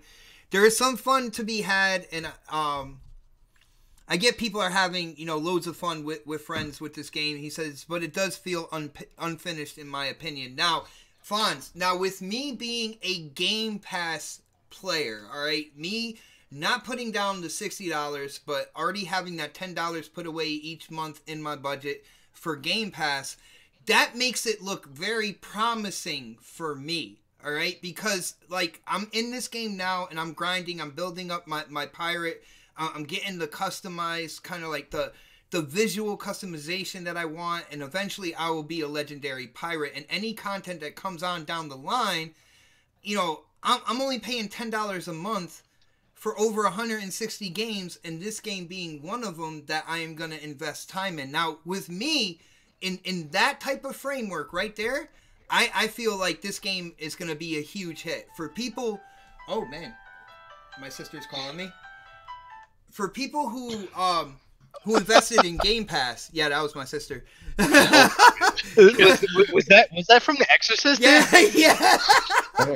That's hilarious. Just to let you know, that's my general ringtone. Okay, like if you guys call me, that's the same thing. I thought it was just for your sister. No, I'm not. I'm not that evil. That's man. savage. I'm not that evil. Yeah, but I'm looking at it in that regard, and it for me that means it's a huge vantage point. It's something that I can look forward to in terms of content. Now, with you saying that, I want to bring this to the panel as well, guys. You know, this is a year where they're putting first party into the Game Pass. You look at the games that we know are going to be released this year. You got Sea of Thieves, who was just released. You have State of Decay 2, which has a heavy multiplayer element. Crackdown 3, which, let's be honest, everybody's waiting to play that multiplayer with the destruction. Do these games basically cater to Game Pass more than putting out the $60 for each title? What do you guys think there? I think that's getting a little more into conspiracy theory territory, really? to be honest. Like, I feel like Sea of Thieves, if you come to it from the Game Pass perspective, like all you're seeing is optimism. You know what I'm saying? All you're seeing is, man, content's coming down the line, and I'm only paying $10 a month for this plus 160 some odd. Well, I think that's where you're fair is. You know, I think when people are legitimately pissed when they bought something and they feel ripped off and they spend $60, like I totally get where they're coming from. Yeah. On something like that, it's hard to feel ripped off for $10 because if you don't like this game, there's 100 other games for you to play. Exactly. In regards to this, so that's kind of how it works. Now, as far as you know, I've seen this, and Fonz brought this up too. It feels a little bit more of kind of like what PUBG is, where in the sense of it's an unfinished game. I see what he's saying, but the problem with that program is they're literally the code is unfinished. The games break. The games simply don't work. If you look at all the systems in Sea of Thieves, everything is there. The meat the bones of what makes up that game is 100% there. It's solid. It doesn't glitch. It doesn't really have a whole lot of problems like a lot of other games, especially at launch, and especially considering how many people are hopping on it at the same time. It just may not be something that particular gamer wants to do on the game, right? Like, it just may not have that appeal, and it's just how it goes. Somebody else getting a phone call too, by the way. Yo, shout out to the chat. Like, Jay Fonzarelli said, Sea of Thieves was saved by Game Pass. Yo, Brian Baker, a sponsor of this channel, of this show, said Game Pass was saved by Sea of Thieves. Fawn says he doesn't want to have an unfinished game in Game Pass. Now, I don't think of this game as unfinished. I think that the structure of this game is here. This is what people are playing right now. This is a game as a service. This is something that we are seeing more and more this generation, where they're adding content as they go. I do know that they're planning a huge update for Sea of Thieves in 3 months. All right. Now, that sounds like a long time. In between that, if they update with like more NPCs, like Pred said, different things to do, I think they're gonna do that in between. But 3 months from now, they're gonna put in the legendary captain part of this game, right? And with that, there's a whole other line of missions and voyages to do. Not only do you have access to the kind of like Pirates hideout, but you can actually literally spawn in it and stuff like that. So there is stuff coming on down the line, and this is a game as a service. I don't know. What do you guys think in terms of the longevity of this game?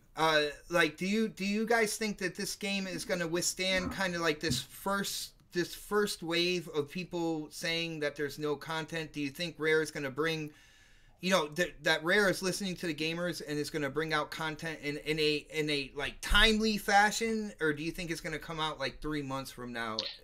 Like, what do you think about the longevity? Is this going to last?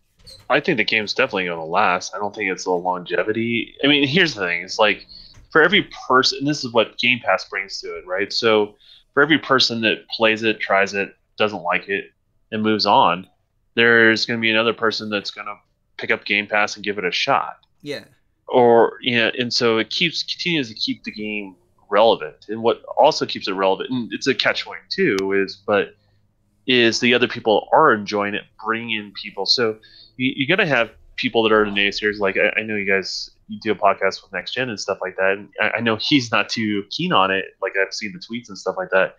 But at the end of the day, Next Gen is going to be sucked into Sea of Thieves with somebody. It's just going to happen, right? And mostly the reason why it's going to happen is because other people are enjoying it.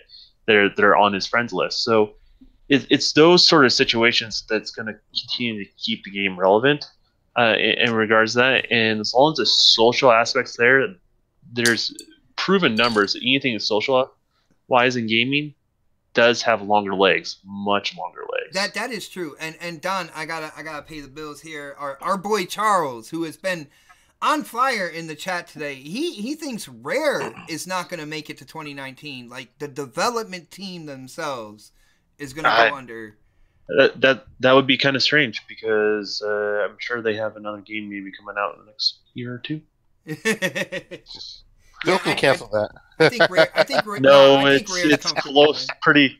For what I understand, it's actually a lot closer than people realize. But whatever it is, unless they decide to delay it. But yeah, I mean, they have another game that's supposed to be coming out. I'm not saying what it is, but because I'm not sure if I know it or not, and then I don't want to get anyone else in trouble. But to be honest, there's a lot of people out there like, it better be Battletoads, man. Regardless, they are working on another project. They're a big team. They're continuously hiring. They're doing the opposite of letting people go, because usually you see a lot of people getting let go at the end of a project. It's released. Now they're ramping up even more. So, I wouldn't say that they've made quite a bit of bank on the Avatar system, and they're sitting in a good spot for sure. Nice. Rest of the panel here, what do you guys think about the longevity of Sea of Thieves? Do you think, even with kind of like the negativity that's been going on at launch, do you think this game has legs? And do you think Rare will put out content in enough time to like keep it going? I think they'll be fine.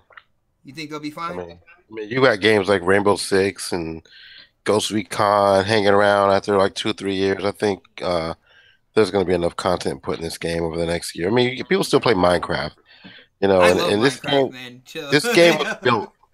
This game was built for that purpose to make it a I can long see game as a Minecraft service in game. this, So, man. like, I can see you know, Minecraft in this game, yeah. Well, You know, it's and- weird. You mentioned Rainbow Six, right?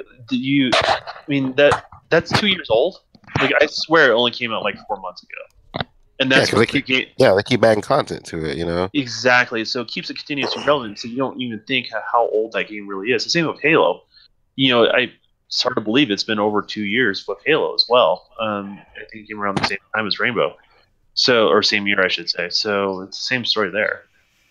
I do. I remember you said something earlier about the art style of the game, and I'm just looking at your footage here.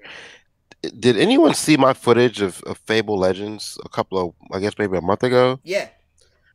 Does this not have that same kind of art style? Or is it just me? It's like No. a cousin. I would give it like a cousin to that, man. I can see what you're saying. There are similarities in here. I don't think I think Fable was a little more detailed in the player models and stuff like that. Yeah. Like this one's a little bit wider based, you know, in comparison to the characters in the Fable, but I can see a relation there. You know, definitely see a relation, man. Well, I will say this: the two totally different art directors. Yeah, Between definitely. both games, so that's why I say like there's going to be a little bit just difference in feel. But the same game engine though. Same engine. You're 100% right. Wow. Guys, one thing I will say, this is a negative for me in terms of Sea of Thieves. One thing I feel that Rare did in terms of the cosmetics, the upgrades, you know, the ship parts, your weapons, utilities and stuff, all the different cosmetics that you can get.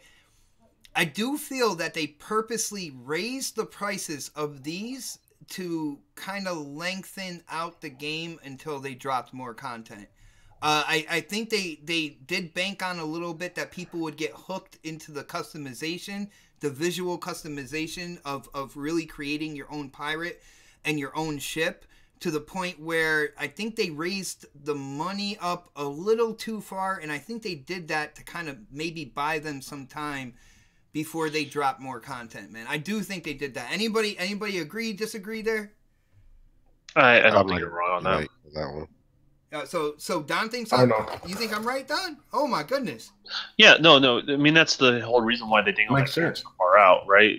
So, I mean, if you get everything, I played Destiny, right? And when I maxed out my character, I just kind of stared at the game like, what the hell do I do now?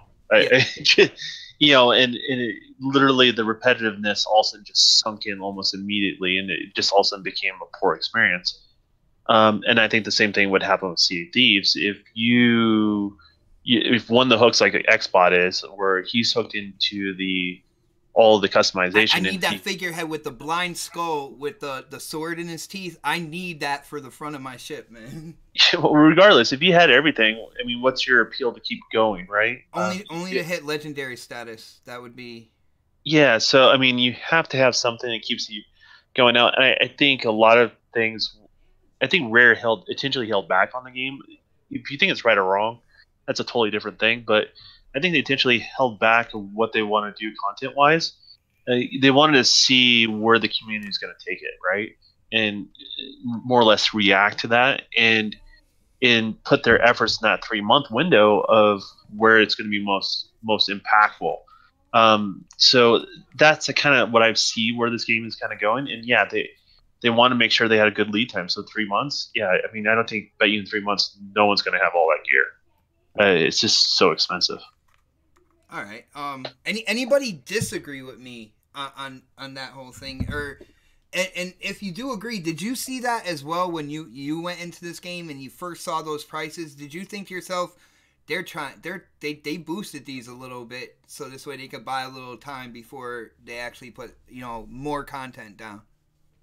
Oh yeah, I mean, I think they did it for a good reason, you know, because they knew like, hey, we still want to give our content out, but we don't want people to get to this legendary pirate so quickly that Early, they're going to yeah. get burnt out on the game, you know.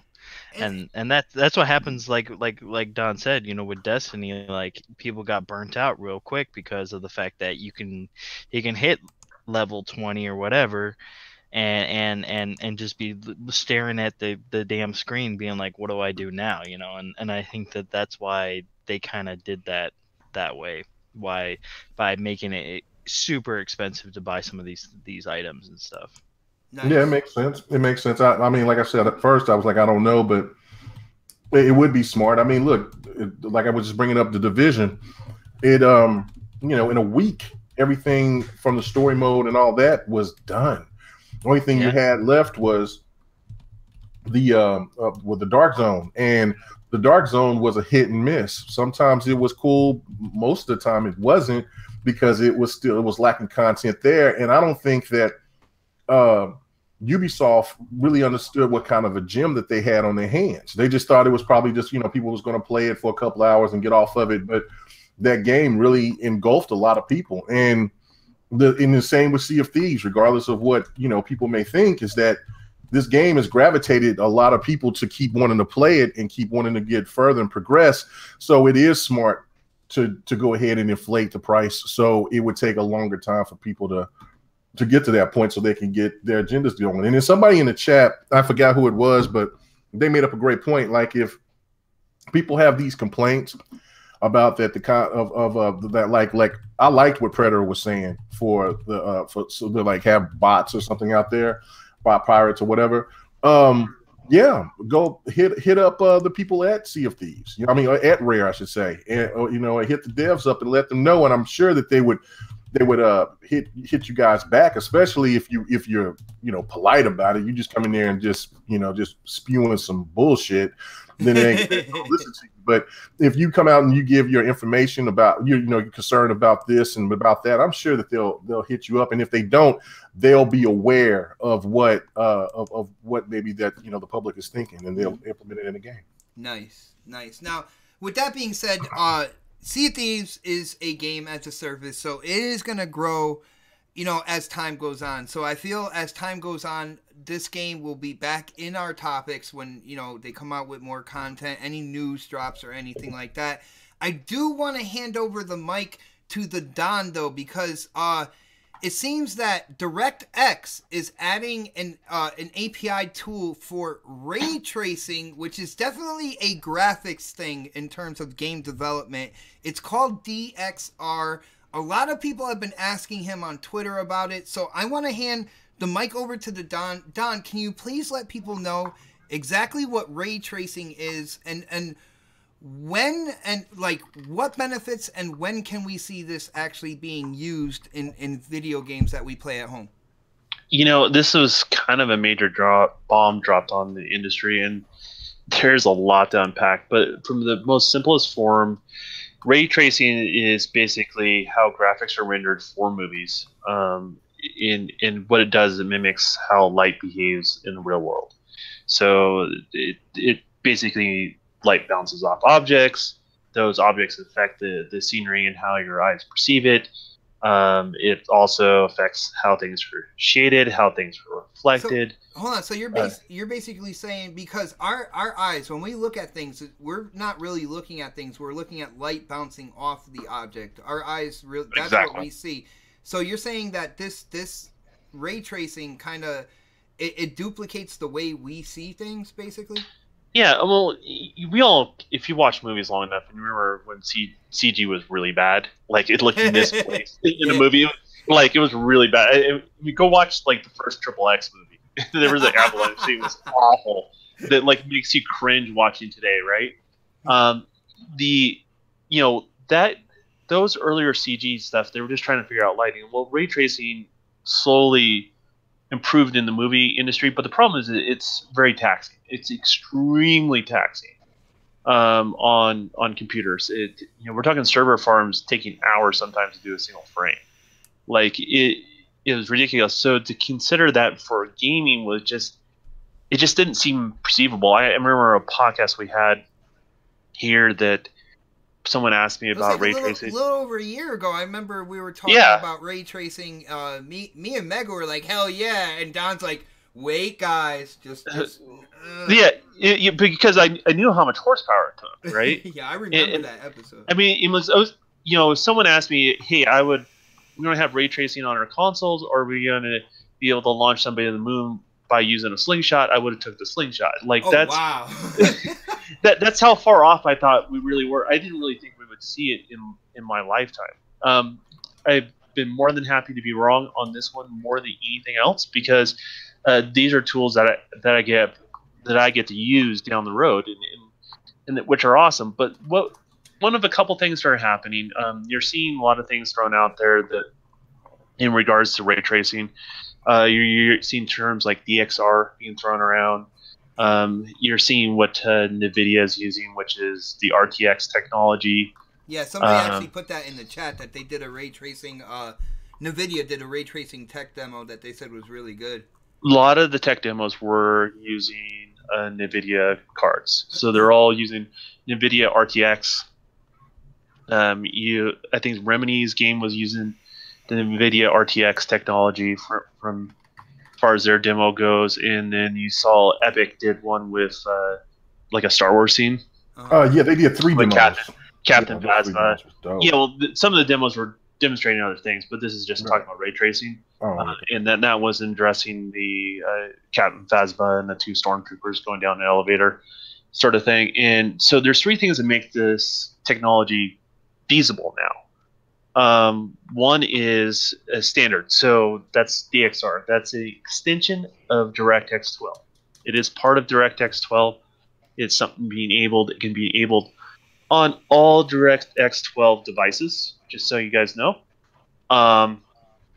The most optimal experience is what NVIDIA has brought to the table, which is what they call their Volta technology.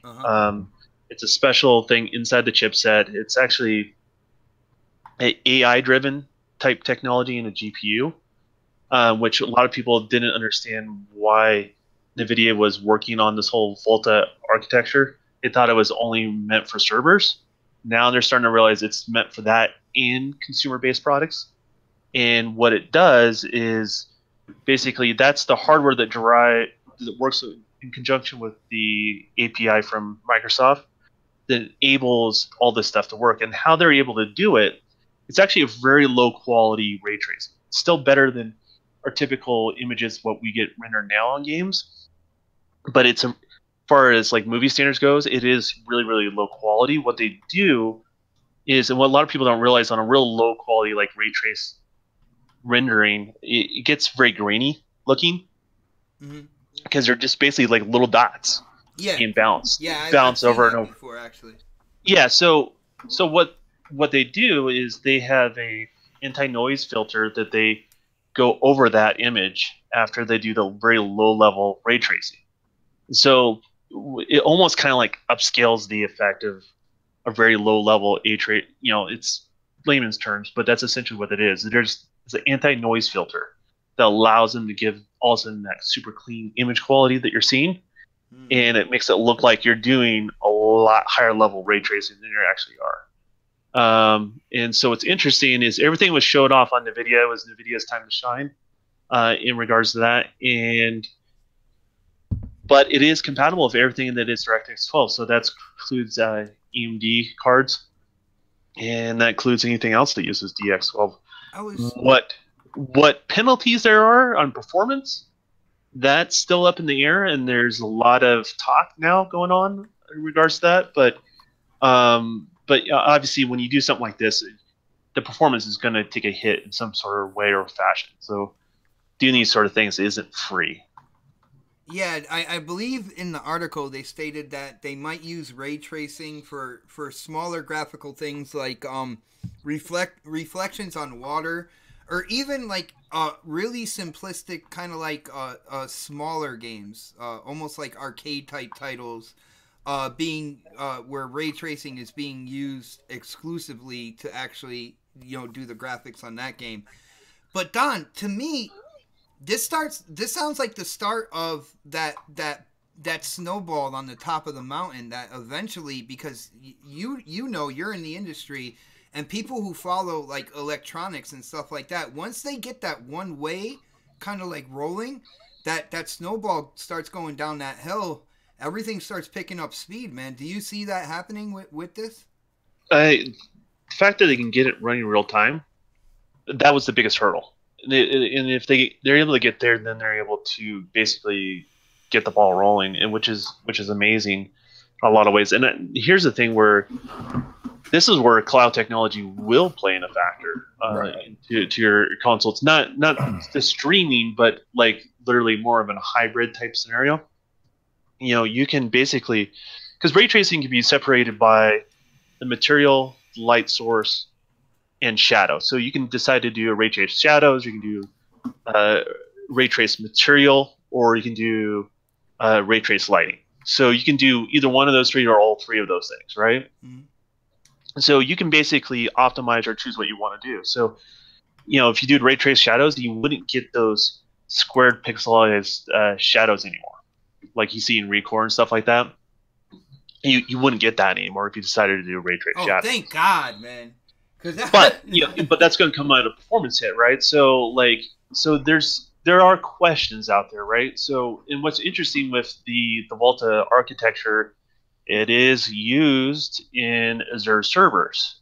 So hypothetically, and I was just talking to some other graphic engineers, it's like, you know, theoretically what we can do is basically, and this is the same reason why cloud compute is really good for, is where you take a small bit of information, question, right, for the computer, the equation, to say, hey, can you calculate this? It takes a lot of calculation to come up the answer, but the answer is still a relatively small number coming back. Mm-hmm. That's where cloud compute will excel the most. And to be honest with you, all this DXR technology is right up its alley.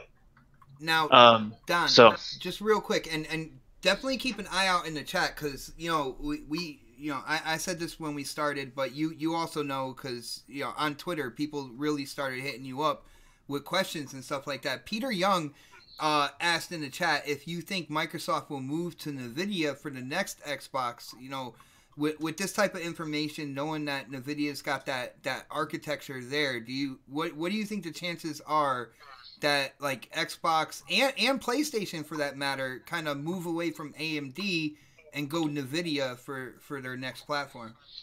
The problem with NVIDIA, and I don't know if they will or not, like this is all hearsay, but the problem that NVIDIA doesn't offer them is an actual, basically CPU. So, you know, you're looking something more like the original 360 was, where you had a different CPU versus GPU. In that, and that's more expensive. Heating is an issue with those sort of systems and those sort of layouts for consumer electronics. So I don't know if they're going to go that route. I mean, it's always an option on the table. I'm sure they're always thinking about it, but it would come at a cost, and it would be a lot more expensive for the user. That's for sure. Now, in terms, and I know we're only speculating here, and this is kind of like newer news, and we don't really know exactly where it's going to go for the future of gaming. But like performance-wise, you said, you know, they would have to use a different CPU if they go NVIDIA. But in terms of at least just this technical side of it, when it comes to ray tracing, would it be better for them if they're going for that in the future to go with NVIDIA instead of AMD, or we just don't know yet? We don't know what the AMD solution might be, because AMD said they're going to have ray tracing too, and it uses Vulkan, and it can use DirectX 12. Okay. So NVIDIA has jumped the gun, basically. They're ready to go. So a lot of times when everyone's kind of looking at NVIDIA and saying, like, what the hell are these guys doing? They're working on this weird architecture. GameWorks is still part of it. Like, no one likes GameWorks. You know, there's all these criticisms of what was around the corner with NVIDIA, and then you see AMD's prices go down on their GPUs a lot, and they're making quite a bit of movement on the CPU front of things. So this is kind of the answer now. This is what NVIDIA has always been up to. And so, yeah, they were going after basically what was thought to be impossible. And so they're there. They're ready to go. Matter of fact, they're going to have games releasing by the end of this year that will be using ray tracing. Right. Yeah, that's what I read. Yeah, that's true. Which was a game that was shown on Microsoft stage this last year. Oh, damn.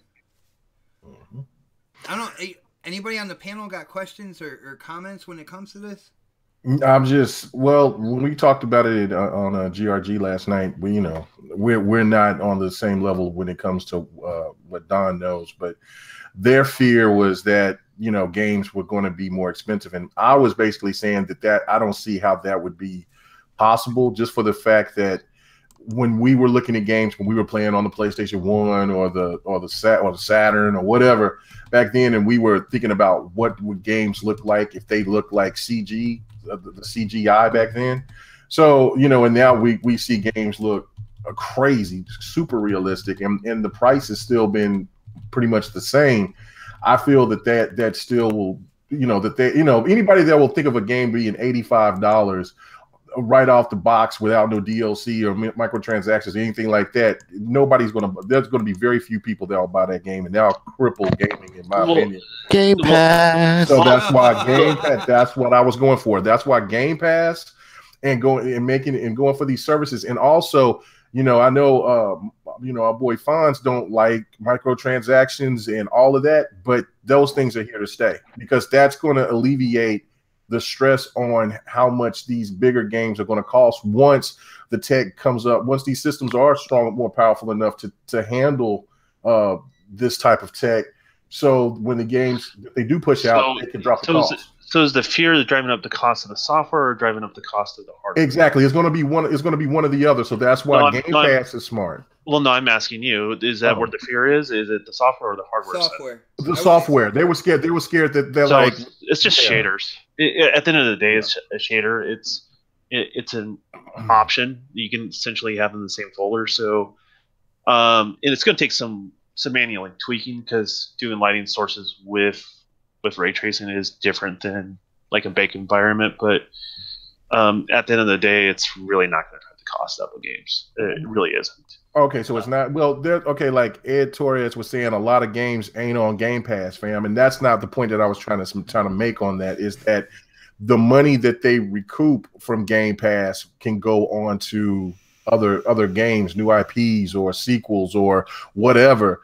That money is just not going to just sit in a Microsoft bank somewhere. You know what I'm saying? That's what that was referring to, and that's what Priya was referring to, and that's why this whole with the cloud and all of this, it's coming. It's now making more sense. Back when they first started talking about, when Pinella started talking about how DirectX 12 was going to change the game. Back then, everybody just laughed at it for the last 5 years. Now I think everybody's starting to understand that this is the real deal. I think developers out there, and Don, you can correct me if I'm wrong. I know you're in that community and stuff. I think developers have been really happy with DirectX 12 in terms of developing games, and yeah, they've been happy for sure, and they've been happy with Vulkan as well. Both APIs, which really allow them to use full utilization of the CPU. I mean, Vulkan technology and DirectX 12 technology, if it weren't for those technologies, ray tracing wouldn't even be a possibility, because basically you're running all threads at all times to be able to sync all those things together in order to do this. So there's a reason why NVIDIA was taking this different direction with their RTX technology, because they know with DX12 driving it, they can make it all happen. Otherwise, it would just fall apart. Okay. This is freaking crazy, man. We are on the verge. We could be talking right now about the baby steps to what, I know K Mega was saying that they were talking about this on GRG as well. Like true, like realistic graphics, like down the line. Don, when it comes to this, what do you see? What is your kind of like possible like loose prediction in terms of next generation, like with ray tracing being utilized? Will we see that leap, that generational leap that we have been used to for all the years before, that we didn't quite see from the 7th to the 8th generation between like the 360 and the 1 and PS3, PS4? Will we again see kind of like that leap with like these types of tools for the developers. This is kind of the last thing needed, to be honest with you, right? Give you an idea. Like, so volumetric lighting happened on the 360. It was on Halo 3. Obviously, you saw more and more of it as the generation went on, and you definitely see a lot more of it on today's hardware, both PS4 and the even Nintendo Switch and the Xbox One. You see a lot more of it now, and I think that's what we're going to see with ray tracing. We're going to see small bits here and there, either divided from the material, the shadows, or the lighting. One of those three, and developers are going to have choices as far as that goes. It can be mixed with standard rendering techniques as well. That's what a lot of people don't realize. So a lot of the rendering techniques you see right now can have little bits and pieces of ray tracing in regards to that. So that's what we're probably going to be seeing now, and then eventually down the road, we're going to see a lot more of it. And I'm going to say we're going to see it even on the standard fact. On paper, technically, you can do it. Now, I don't think you would do it all locally on that box. It doesn't make sense. Be able to do that. I would see on the box locally with the way they do and this is what Microsoft's not talking about, so this is my speculation. But with the way that the X12 command processor works on the Xbox One, in theory, you've offloaded a lot of instruction sets off to the CPU, and now it can start doing some of the real-time ray tracing. So I think you're going to see a little bit more of it on the X before the end, and I definitely see this cloud hybrid with like either shadows or lighting, whatever they want to do down the road before the generation is over. Wow. Yeah. So this is going to make people like, even though, we just got our mid-gen refreshes last year and the year before that, when it comes to Sony and Xbox, this is going to make people really thirsty to see what's going on with the next generation. I know there's been a buzz, lately, the last month or two, in terms of the next PlayStation and what will the next Xbox do. Man, this is just going to really kind of bring that hype over the top. What people also don't realize is the libraries are ready. All that stuff's there. So this announcement wasn't for the people to watch our podcast. These are for the developers to get them all on board. And we saw the partners that are available on ray tracing. Those are just the announced partners. I've heard there are more partners on board with this than they're on board with the Nintendo Switch. That's how many of the engines are ready to go. So it is a thing. It's gonna be coming. It's gonna be coming soon. And I had no idea this was around the corner. Well, they're talking Frostbite for future. Those are just they announced. Unreal. So, well, in my opinion, they could take that Unity engine and throw it out the window. I think that's a horrible game engine. In my opinion, I'm not a developer or anything like that. I just seen, it's not my favorite engine, but that's a very beloved engine because people can get things up and going really, really quickly. Well, on the engine, and that engine got a big upgrade last year. So I think Unreal is taking that over for the most part, and with it now, with Unreal, I remember at one point in time you had to pay for that engine or pay for the rights to use it, but now it's more or less it's free, right? Yeah, you have to go through some hoops, but I have my license as far as that goes. I don't have to pay anything for it. Now I will pay out when I release a title. So what they want to do is remove that barrier for people to be able to use it, get familiar with it. Because regardless if say you're getting familiar with it and you also work at a big 300-pound gorilla of a studio, you're ready to go and you're already familiar with it. Or if you're like myself, where you're developing your own software. You don't want to add that to the cost of things, but if that person's successful, you want to be able to ride that wave. And that's kind of the idea of how Unreal Engine's business model is right now. Yeah, shout out to Jazzy Noob. He is another sponsor to this show and this channel. He says, basically, I guess Unity is a beginner engine. Yeah, it is a beginner engine, but just remember, Recore was made on that engine. And can you imagine if Recore was made with Unreal instead? I'm pretty sure we wouldn't be talking about those those steps in the shadows and stuff like that I pointed out in that game. So I'm just saying, man, I don't know rhyme or reason. I just feel like Unity is right there, kind of like bottom tier. And this is just me. I'm not talking for anybody else on the panel. I'm saying from the products that I've seen come out of Unity, there are some developers that can work miracles with that gaming engine, but I don't like it. I really don't like the Unity engine, man. Yeah, I mean, developers like it, but it's, I know what you're talking about on the results side of things, but you'll see a big improvement on Unity this year with Unity games for sure.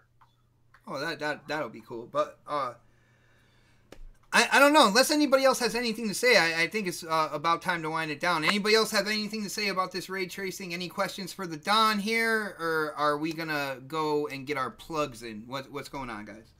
I think it's just awesome, man. I mean, we can go ahead and I can't speak for everybody else, but I'm excited.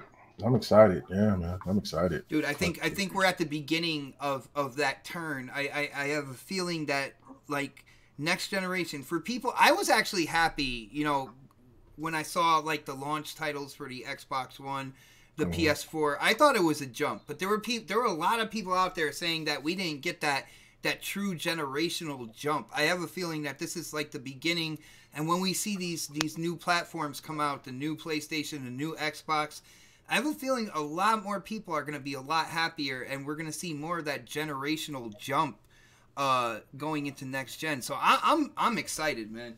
Yeah, me too.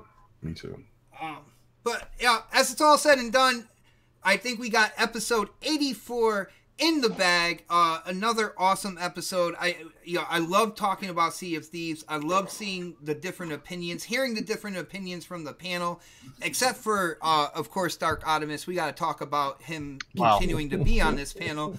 But other than that, I'm just playing, man. You know we love you, Dark. But and seeing the chat as well, I love to see the opinions of the people that are watching live. I love like seeing where you guys are at as well. You guys support this show. If it wasn't for you guys, we wouldn't come here every Saturday and do this thing. So with that being said, we have to get our plugs in there. So Predator, I hope the Coast Guard, those guys over there, didn't like get you in any trouble yet. But why don't you let people know where they can get a hold of you? Talk gaming and whatnot, man. Obviously, I'm on Twitter pretty much every day. You can hit me up there. Predator_H2OS. I have a YouTube channel, Xbox Live, PlayStation 4, Switch as well. Everything, all my contact information is on my Twitter page. So hit me up. Coast Guard's been beating the shit out of me. I'm tired.